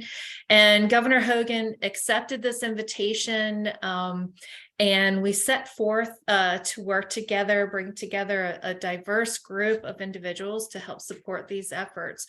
What was kind of even more exciting is that it was really in alignment with the legislation that was passed the year prior regarding development of a statewide action plan to address suicide in our population. So being now part of the governor's challenge and receiving all the technical assistance was just very timely and exciting to get that support and that additional kind of push to really develop a very clear evidence-based, best practice-based plan on how to address it in Maryland.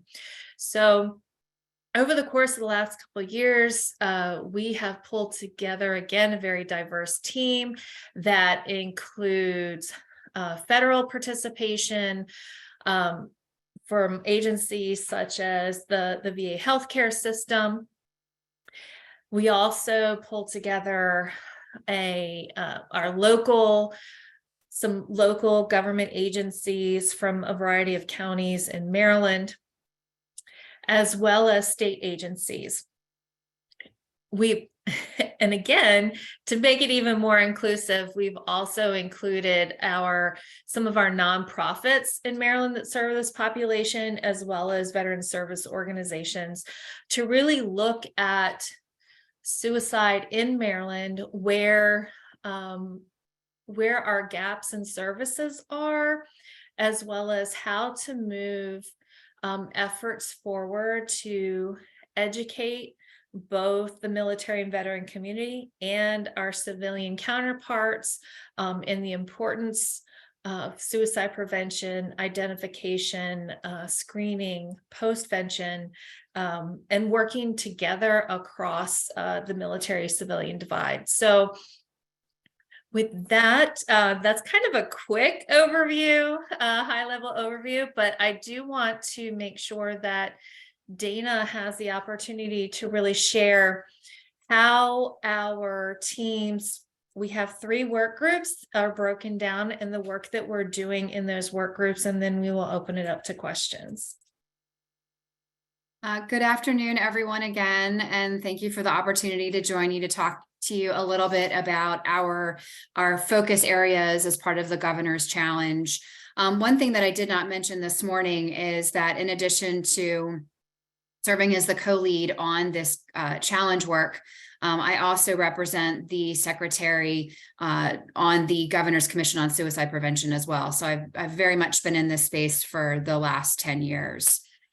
So for the next 5 minutes or so, I'm going to talk about the 4 core initiatives that are a part of the Governor's Challenge. And the really nice thing about the work that we've done with the VA and SAMHSA since May of 2020 is that the Substance Abuse and Mental Health Services Administration provided to us some absolutely outstanding technical assistance to help us in guiding our action plan.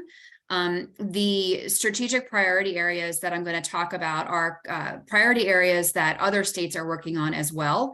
And what SAMHSA does is they come into your state and they allow you the opportunity to do an environmental scan and allow you to develop an action plan based on those priority areas that's going to work best for your particular state and your needs. The first priority area that we focus on is identification and screening for suicide risk. So the purpose of this particular priority area is to encourage providers, organizations that are in a customer client facing capacity where they're doing intakes, they're asking questions, collecting demographics, encouraging these organizations to screen for military service and to not ask the question, are you a veteran, but rather, have you ever served in the military?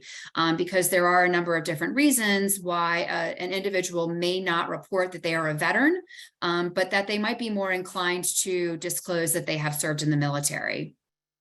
In addition to encouraging organizations to identify service members, veterans, and their families, this priority area also talks about screening for suicide risk.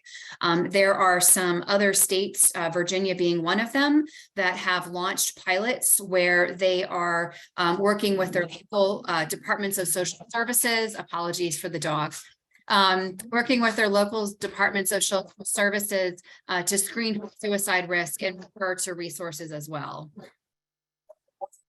Joy, do you want to do priority area number 2 for me, please? Yeah, sorry about that. So priority area number 2, we're really focusing on promoting connectedness and improving care transitions. One of the projects that we are working on in that arena is creating a special endorsement, an SMVF peer endorsement as part of our certified peer recovery specialist programs in Maryland. So once an individual becomes a certified peer recovery specialist, they can then go on to earn a peer endorsement to really be able to learn more about military and veteran culture, how to look at specific challenges within this community, advocacy, wellness, recovery, mentoring, education, resources, so that they can provide the best peer support to the individuals that they are serving who are service members, veterans, or family members. As well, in our in this particular work group that's led by Brendan Welsh of Maryland Department of Health as well, we received funding to do crisis intercept mapping. And what that is to look at the crisis continuum of care in jurisdictions. We've had 2 counties that have gone through this process, Harford County being one, who has really taken the work that they've done as part of crisis intercept mapping and have expanded it, continue to move forward. They're doing some really exciting projects in Harford County. So if you want to learn more about what a specific county is doing for the 2 counties that have already gone through this process, feel free to reach out to Dana or myself. I put our contact information in the chat, and then we can connect you with Harford County if you're interested in Harford County. Anne Arundel County has also started the process of crisis intercept mapping. However, they're having some staffing changes, so that will get reinvigorated in the near future. And then we will have 10 additional jurisdictions in Maryland over the next 3 years go through this process. And it's really taking national notice within the governor's challenge, because we will be the only state to have half of our jurisdictions in our state having gone through this process by 2025. So we will really be front leaders in having a majority, or at least half of our state, go through this process, and we hope to be able to continue that in the future with additional funding, of course. So I'll turn it back over to Dana for lethal means safety. So the third priority area as part of the governor's challenge is lethal means safety and safety planning. And I really have to say, I mean, and she's not paying me to say this, my hat really goes off to Joy and the work that she has done over the last several years to ensure that the Department of Health has received grant funding to propel the work. And one of the projects that has gone now statewide is the Trained Military Assistance Provider program. It's a web-based, culturally competent lethal means safety and safety planning training portal for primary care practices. And when I say primary care practices, I mean physicians, physician's assistants, nurses, individuals who are working in a primary care capacity, but not just specifically medical doctors. The provider program encourages practices to complete a core set of classes. Once they have done that, completing classes such as military cultural competency, suicide prevention training, lethal means safety planning, their practices will receive a unique designation that they can share virtually and physically to inform their patients that they have staff on site who have gone through this particular training program, and they are situated to better support service members, veterans, and their families who might be being seen in their particular practices, especially when it comes to a situation where a patient might be exhibiting a mental health challenge. This program is empowering practices to ask the sometimes difficult questions related to lethal means access, and to encourage them to have that sensitive discussion as it relates to safety planning. So Joy's shop was able to bring on board a full-time program manager, Miss Hannah Rodriguez, to support that program. So it's gaining some really incredible attention, both within the state of Maryland as well as within the Department of Defense and the big VA as well. So just really, really humbled and honored to do the work that that I'm doing with Joy, and to see this Governor's Challenge work be taken to another level.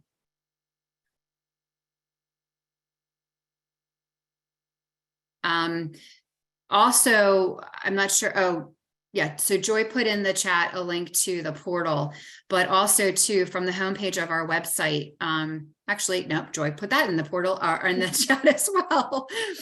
We have a communications toolkit that is on the Maryland Department of Veterans Affairs website that provides some really great information pertaining to the Governor's Challenge work.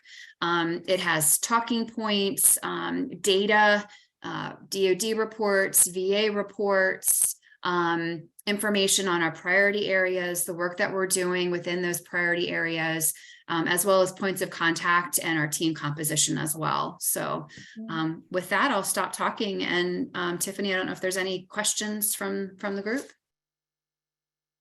No questions in the chat, but you do have a hand raised. So Charlene, Ms. Newsom, yes, please present your question. Hi, Tiffany. First, I want to say hi, Tiffany. I had the pleasure of serving with Tiffany Daniels in the military. So good to see you. How are you? Yes. I have a question for Dana. You mentioned, and I don't know if I drifted off and didn't hear the explanation, that some people will identify as being in the military, but not as veterans. What can you tell us about that? That's my only question. Sure. So one of the things that we have learned is, for some individuals who served in the military, probably because we're coming out of a 2 decades now of being at war, some will not identify as a veteran because they did not serve overseas in a combat role. Perhaps they served in an administrative role stateside. And just because of how they, they see themselves, or how they identify and define their service, they may feel that they had less service than someone who served in a combat role. Another reason why someone may not disclose is, honestly, and here we are talking about women veterans today, women. Unfortunately, there is that association that, women haven't served quite to the degree that men have, which we all know is not true. But they see themselves as less of a veteran, so they won't disclose that they are a veteran. But if you ask the question, have you served in the military? The likelihood of them disclosing that is greater. The other thing too, for some, is out of concern that they might lose benefits.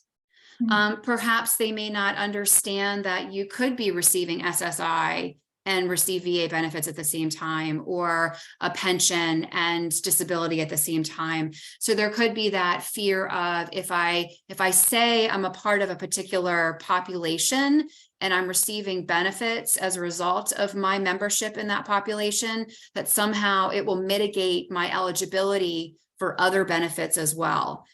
So there's a number of different reasons, and we have looked to SAMHSA as the subject matter expert and the technical assistance provider, and we're really working hard to encourage organizations to look at, are you even asking the question at all? And if you are, how are you asking it? And how can we educate organizations and answer that question that you just asked? That's interesting. Yeah. Okay, well, and I hope those people, if they are eligible for benefits, are at least taking advantage, or, you know, some of them are not. That's very interesting. I've never heard that before, and I find that really interesting. And hopefully we can address that some way and allow women to feel more empowered by saying that they're veterans, whether they served in combat or not. Right. Yeah, Right. I can kind of I can give a prime example. So I have so on my team, on my staff, I have several individuals who served in the military.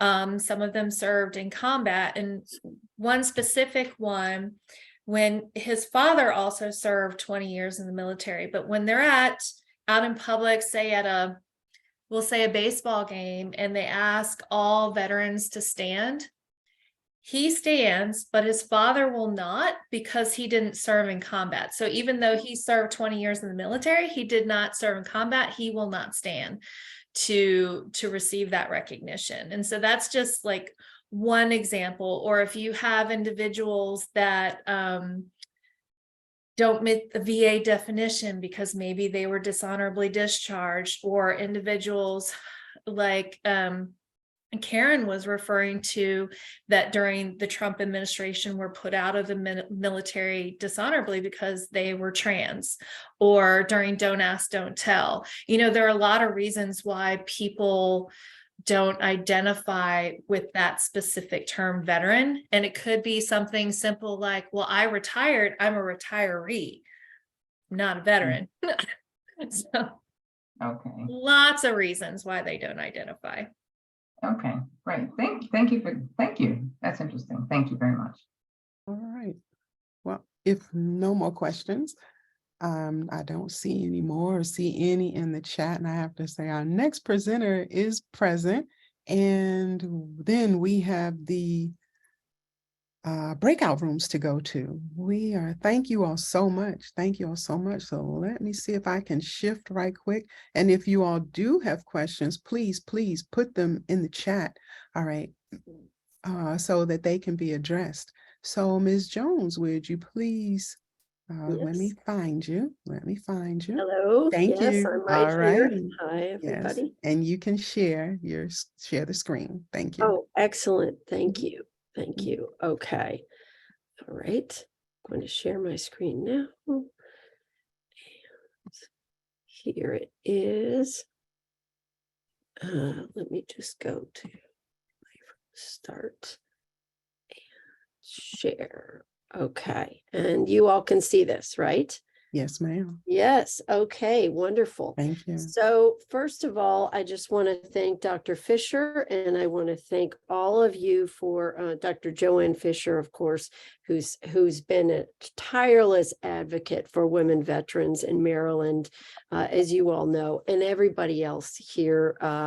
And it's nice to go after folks who are talking about really recognizing veterans and addressing prevention of veteran suicide, and often people who feel don't always feel the pride that maybe we believe, you know, we all should feel, or people should feel who have served, or the pride in people and who have been maybe shamed or treated unfairly. And so the history that I'm going to tell you, and I'm just going to really go briefly, I know we don't have a lot of time, we'll give you a few highlights of all the reasons that women have to be proud of being a veteran, and the fact that it is, as someone said, I think Ms. Ashcraft said, that, you know, there's this misperception that women haven't really served in the military. And this picture right here is from Camp Sherman, which is in Chillicothe, Ohio, about an hour southwest of Columbus, Ohio. And these are the first 9 African-American nurses, the first 9 among the first 18 to serve in the Army Nurse Corps. And it was during the influenza pandemic right after World War I, when the bar to service was lifted, And these 9 nurses, along with 9 others, were actually inducted into the military to serve, and into very dangerous duty, right? They weren't serving abroad, but they were fighting an invisible foe and fighting a pandemic, and serving also treating veterans who were coming back from trench warfare. Now, as I said, women or people who were born female have served in the military since the beginning. Did you know, in fact, Casimir Pulaski, if we go forward here, you see I'm trying to go forward here. Oh, here we go. Yes, Casimir Pulaski, you know, the Pulaski Skyway, was actually born in a female body. Now, we don't know how Casimir Pulaski experienced gender, whether he believed he felt that he was male or was male, and so then lived as a male, and his family in Poland accepted him, and then he came to the United States. Or was Casimir a woman who decided to live as a man in order to serve first in the Polish Revolution that failed, and then leading the American Revolution? Or was Casimir Pulaski an intersex person? We don't know this, but we do know that their DNA, they have 2 X chromosomes, and that they have a female skeleton because of a Smithsonian investigation in 2019. We also know that women have served since the Revolutionary War alongside their husbands. For example, Margaret Cochrane Corbin and her husband were fighting to defend New York City from the British, and he was killed at her side, and she took over firing his cannon. And then she was also hit and lost her left arm and was taken prisoner by the British. In the Civil War, over 400 women cross-dressed as men and enlisted or were commissioned as officers or served as spies. And here you have a picture of, I believe, Cathay Williams, and also Lizzie Hoffman was a Black woman from Winchester, Virginia. I'm sorry, that's a picture of Lizzie Hoffman, who's a Black woman from Winchester, Virginia, who served in the 45th U.S. Colored Infantry until she was discovered as a woman and arrested in Washington, D.C. and court-martialed. And there were many others too. And so we have to look at that. There were also many women who were serving as women volunteers. Of course, you know of Clara Barton, the angel of the battlefield, a very dedicated volunteer. But did you know about Susie King Taylor, who was born enslaved in Savannah, Georgia in 1848, and actually attended secret schools on the plantations run by Black women that were illegal? Women would have been killed for doing that. When she was 14, she escaped onto a federal gunboat during the Civil War and then volunteered to serve with the 1st South Carolina Volunteers, the 1st Black Regiment in the U.S. Army. And although her official duties involved being the regimental laundress, she became a reading instructor and taught the regiment how to read. These were men who'd been enslaved and had been prohibited from learning to read and write. And so the men in the regiment learned how to read. And we know this all because King Taylor wrote a 1902 memoir. Now, in the Spanish-American War, nurses served as contract volunteers. They were not officially in the military. And in fact, the military opposed this vigorously until they got hit with yellow fever and typhoid. And one military physician, in fact, said that, you know, basically women were going to be disruptive to military discipline. And when there was an order for 10 trained nurses, that he said he had a mind to tell the person who sent the nurses to change it to 10 Bengal tigers for the sake of quiet and peace. Well, he was proven wrong because the nurses saved lives, and they did not disrupt discipline, of course. They reduced the death rates. And some of the nurses were Black nurses who'd been recruited from Freedman's Hospital Nurse Training School, now Howard University Nursing School. Eventually that led to the success of the nurses in this war, led to the Army Nurse Corps. One brave nurse, Clara Moss, actually volunteered in Walter Reed's yellow fever experiments, volunteered to be bitten by a mosquito to see whether the mosquitoes transmitted yellow fever. And indeed, she and several others showed they did, because she got sick and died of yellow fever. And, you know, now we have Walter Reed Hospital. Maybe we should have Clara Moss Hospital.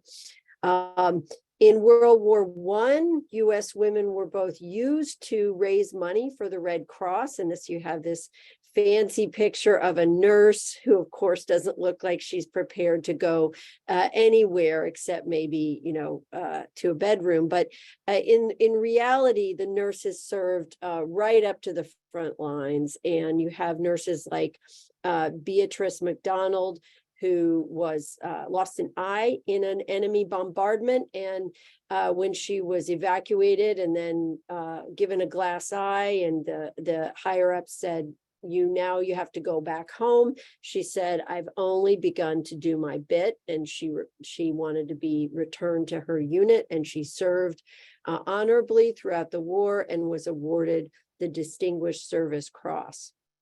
As I said, in 1918, November and December, Black Army nurses broke the color line. They became the first Black nurses in the military.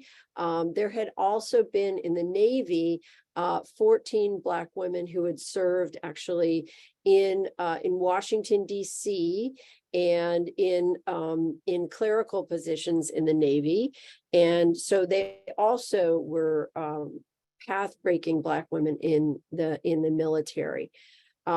Nearly 300 Army and Navy nurses died in the 1918-19 influenza pandemic, including these Maryland nurses, Charlotte Cox and Eddie Mae Perkins, who was actually died in Camp Meade, Maryland, now Fort Meade.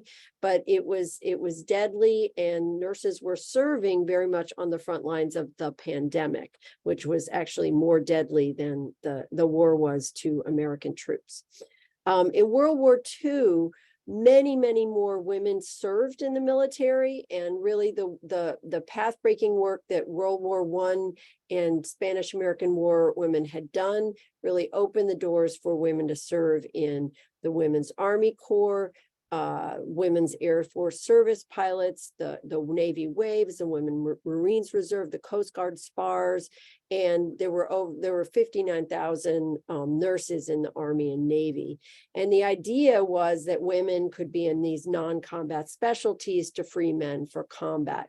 In the Army, there were 6,500 Black women who served as WACs.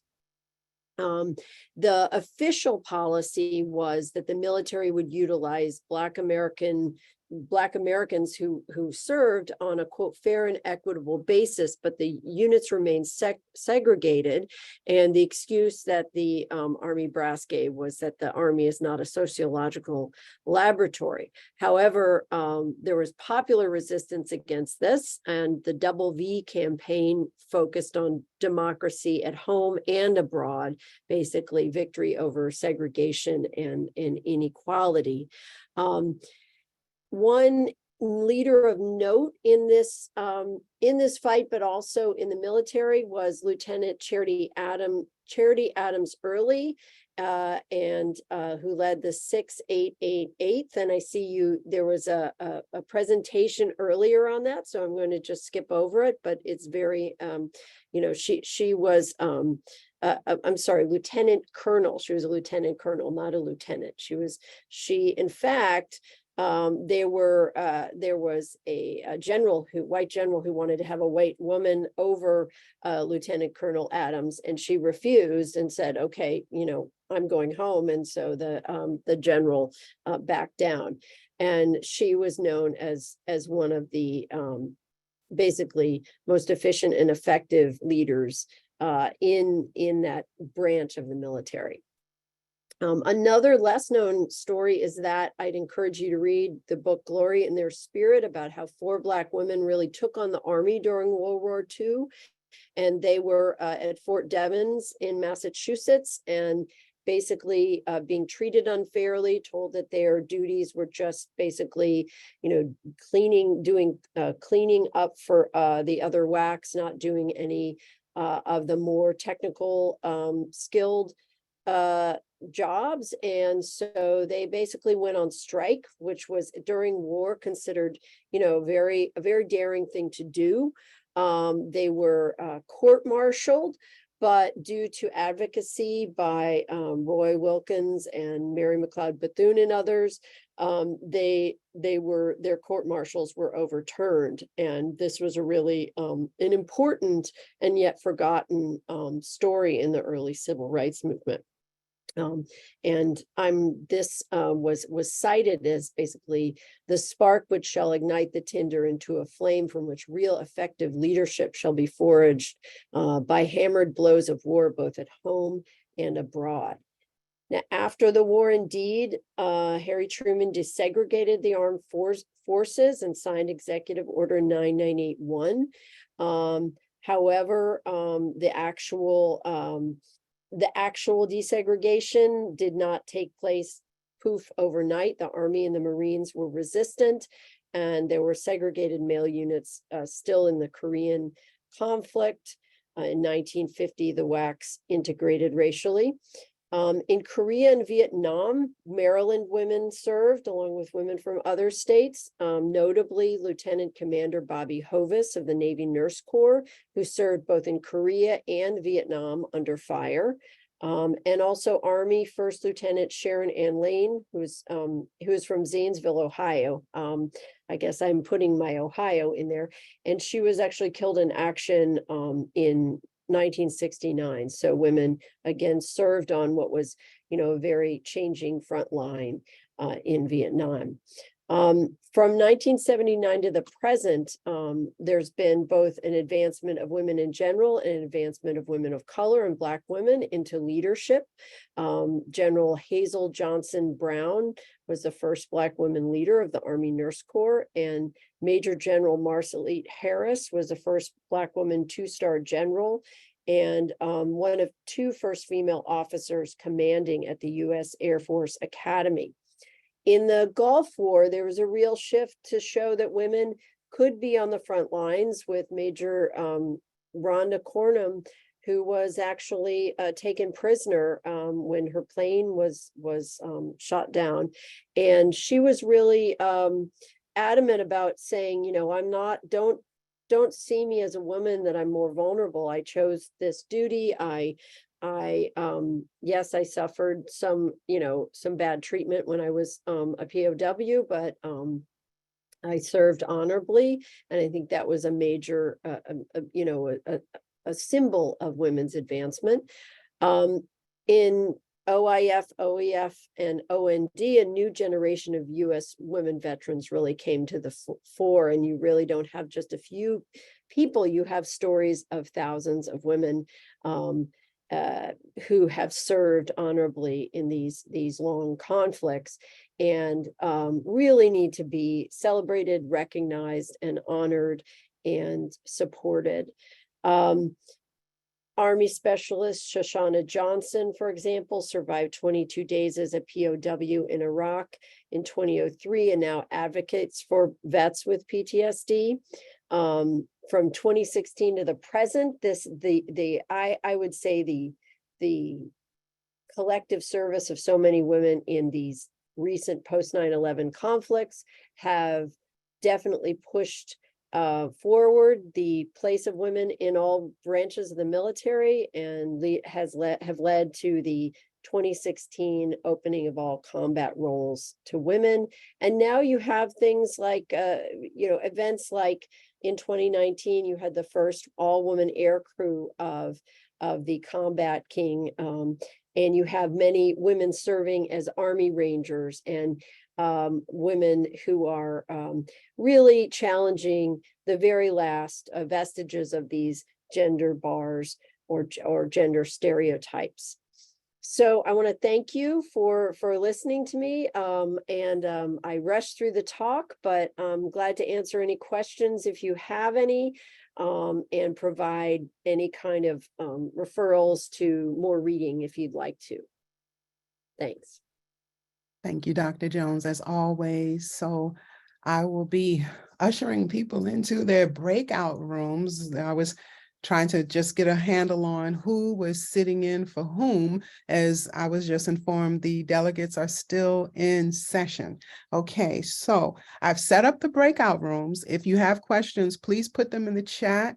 And I am going to start to open up the breakout rooms. But everybody, please give Dr. Jones a hand, because she always comes through with such great knowledge. And we thank her each year for joining us. So thank you so much.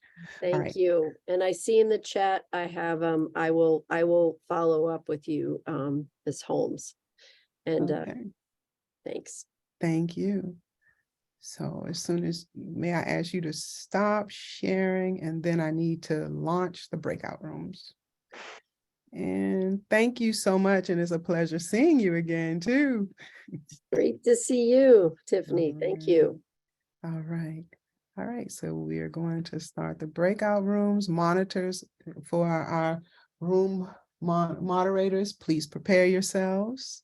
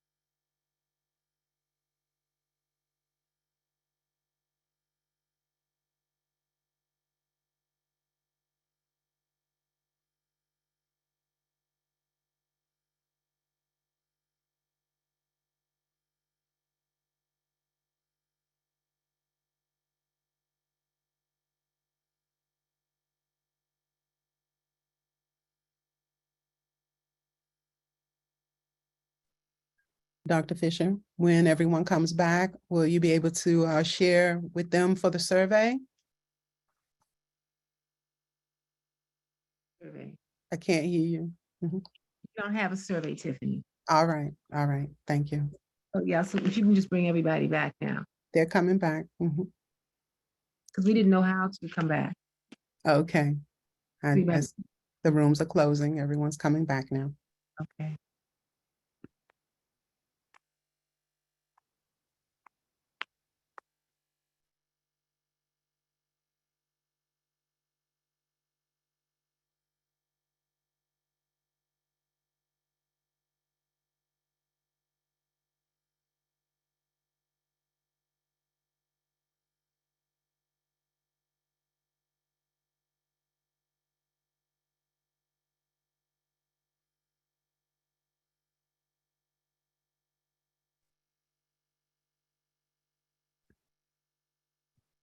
Okay, hopefully everyone made it back, and I'd like to thank Brad, Nicole, and Rory for holding down the breakout rooms in their delegates' absence. Wow, they are very knowledgeable. As I peeked in each room, they did their homework so that they could stand in or fill in. If you all would, did Rory come back yet? I don't see Rory.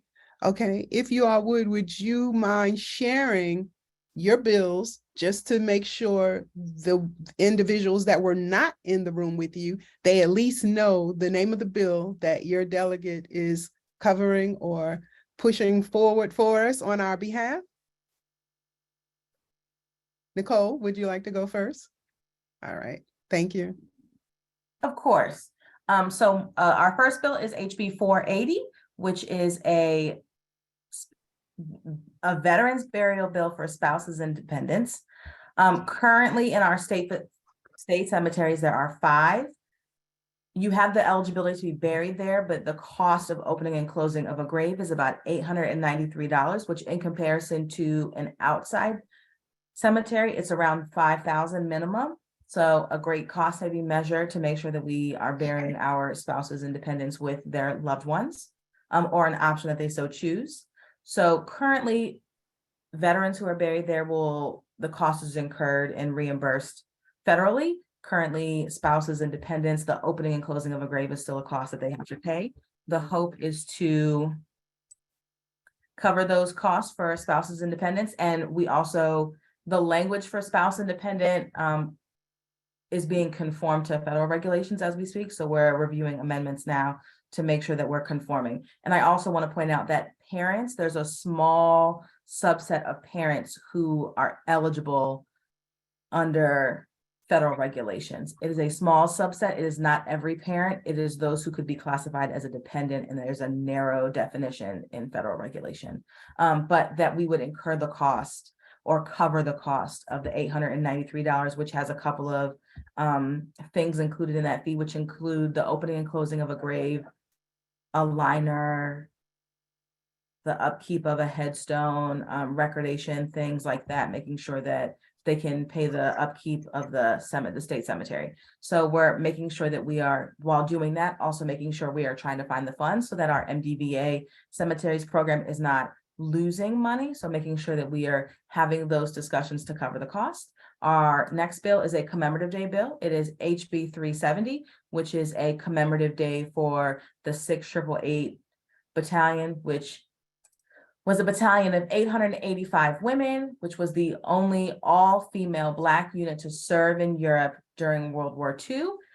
Their unit focused on the backlog of mail, which was 17 million pieces of mail that there was a backlog of. During that backlog, already conditions of low morale during war, making sure that these military personnel could reach their families during such a hard time didn't happen. We are all used to being able to have our phones and email and Facebook and kind of an instant connection, but not being able to have that during World War II was detrimental to morale. So 17 million pieces of mail. They hoped that they would get it done in 6 months.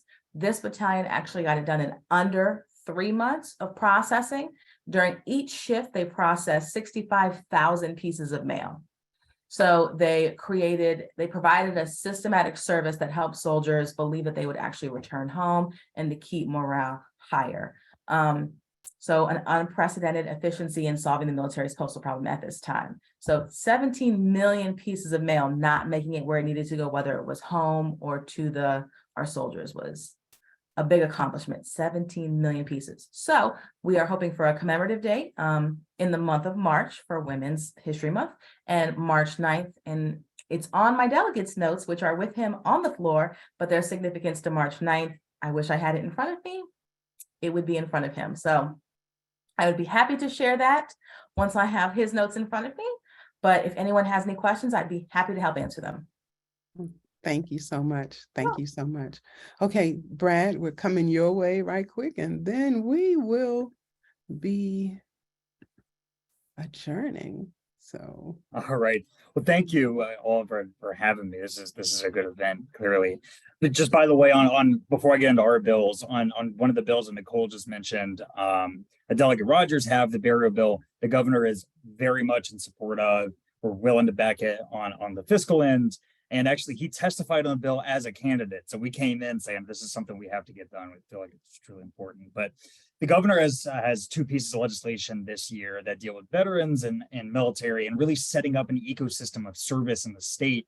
You hear this governor talk a lot about the importance of service, both creating opportunities and creating an incentive and creating thanks for those who continue to serve and act as the glue in our community. So the first of those is the Healthcare for Heroes Act, which specifically creates a voucher program to cover the cost of premiums paid for TRICARE Reserve Select and TRICARE Dental for members of the National Guard.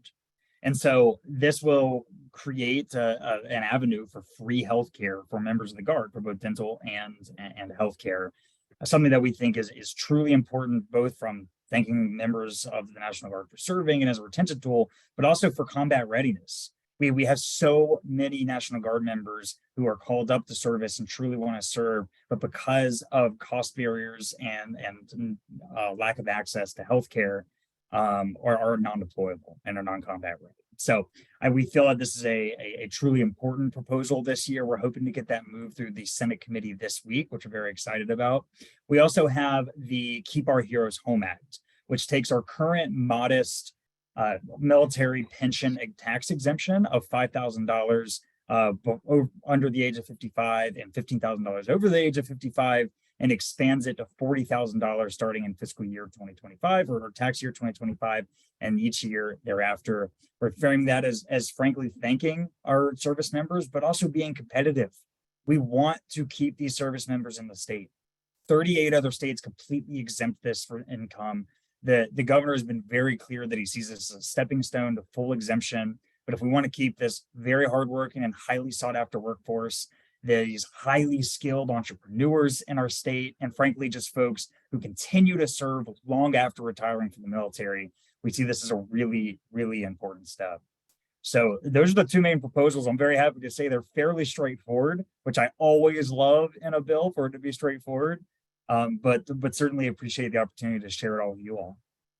All right, thank you so much. And Roy, glad you were able to pop back in right quick. All right, so we're just spotlighting the bills right quick, just a brief for those that were not able to sit in the breakout room with you, if you can. Okay, certainly. Yeah, and I'm happy to share a little bit about the bill again. And thank you, Brad. I apologize. Of course, yeah, not a problem. So I'm speaking on behalf of Delegate Bagnall right now on House Bill 271, which is additional funding for the 988 Trust Fund.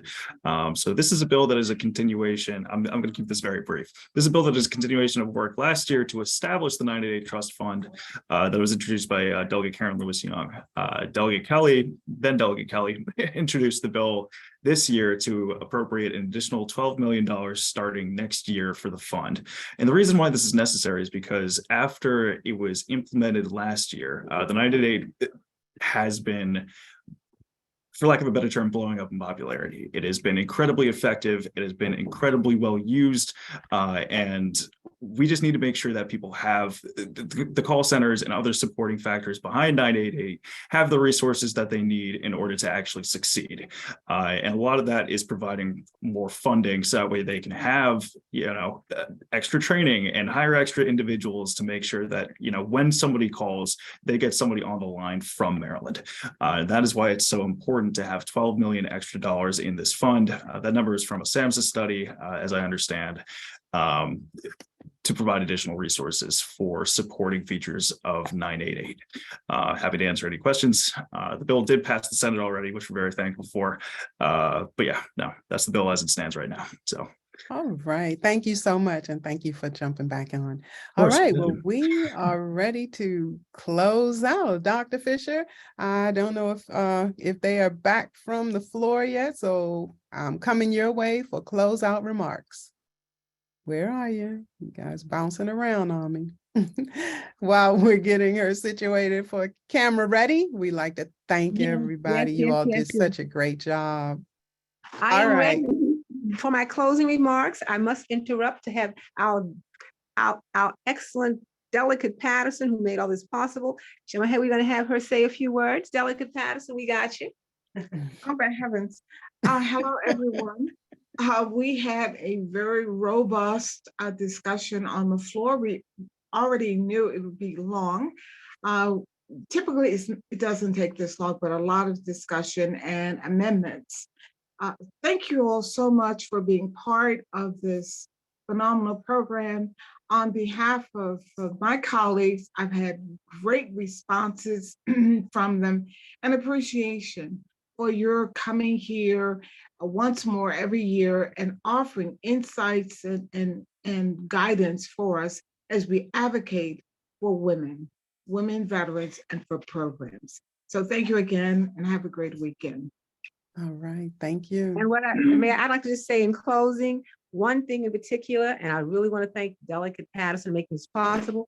I want you to know everyone's talking about the LGBT community in the military, everything, but nobody talked to you about the history of the LGBTQ in the community, except for Wawusi and being supported by Delegate Patterson. This is major. No one has talked about the history as Dr. Jones brought forth. So for that was a major accomplishment. This was a dynamic event. All the bills, all the speakers, and everyone. We'd like to say thank you. Paula, you want to say goodbye? Say thank you. Bye, and thank you to everyone for participating. Thank you, everybody. And together, Wawusi says, and AMVETS, goodbye. Thank you. All right, thank you all. And I'm going to close out with the 688. All right, so everyone's been talking about them. So here we go.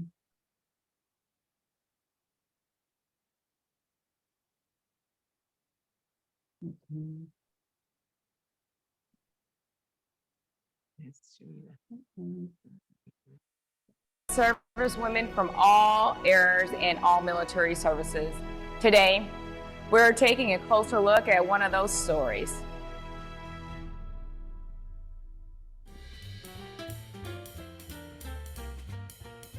Gladys Thomas Anderson joined the Women's Army Corps, or WAC, in July 1944.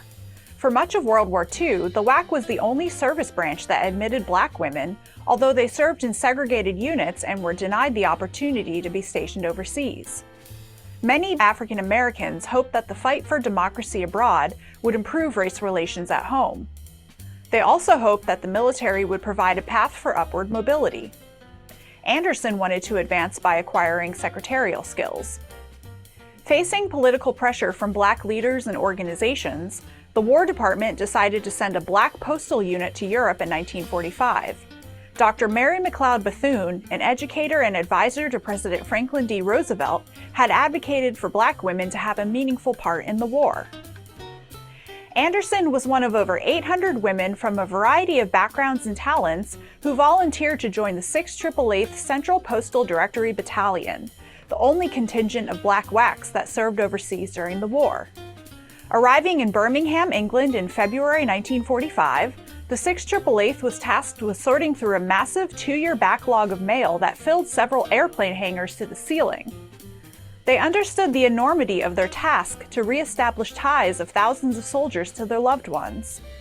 Their motto was "No mail, low morale," and they took that to heart, sorting millions of pieces of mail in just 3 months by working shifts around the clock. After finishing their assignment early in Birmingham, the 688th were sent to Rouen and Paris in France to resolve mail backlogs there as well. Despite their efficiency, Army inspectors were critical of the unit's performance. The unit experienced gender and racial discrimination by Americans in Europe. However, since there were no Jim Crow laws, the women weren't treated as second-class citizens by the locals like they were back home. The British and French people showed them goodwill, dignity, and respect. Anderson recognized that her service with the 688th was a tremendous opportunity. Eager to travel, she described her life overseas as one adventure after another. She traveled to Switzerland on vacation, where she learned to ski and visited the Palace of Versailles outside Paris. She also competed in a ping pong tournament in Wiesbaden, Germany, and played on the 688's basketball team. When the time came to travel for a basketball tournament, the team was told that they couldn't board the train because they were Black. So General John C.H. Lee had a special car attached to the train for them to ride to Germany, where they won the tournament and earned 10 days of rest and recuperation leave. The experience of the 688th in England and France was morale-boosting and rewarding. While Anderson felt that her service did not allow her to advance professionally, she said she went in as a stenographer clerk and came out as a stenographer clerk, it did make it easier for her to get along with people. And the women of the 688th knew that their service was history-making. Anderson left the WAC as a private first class in 1946. Years later, she joined the Detroit, Michigan area chapter of the WAC Veterans Association, an organization dedicated to assisting WACs and other servicewomen and aiding sick and disabled veterans. To learn more stories of women, past and present, who serve our nation, visit www.womensmemorial.org. Tune in.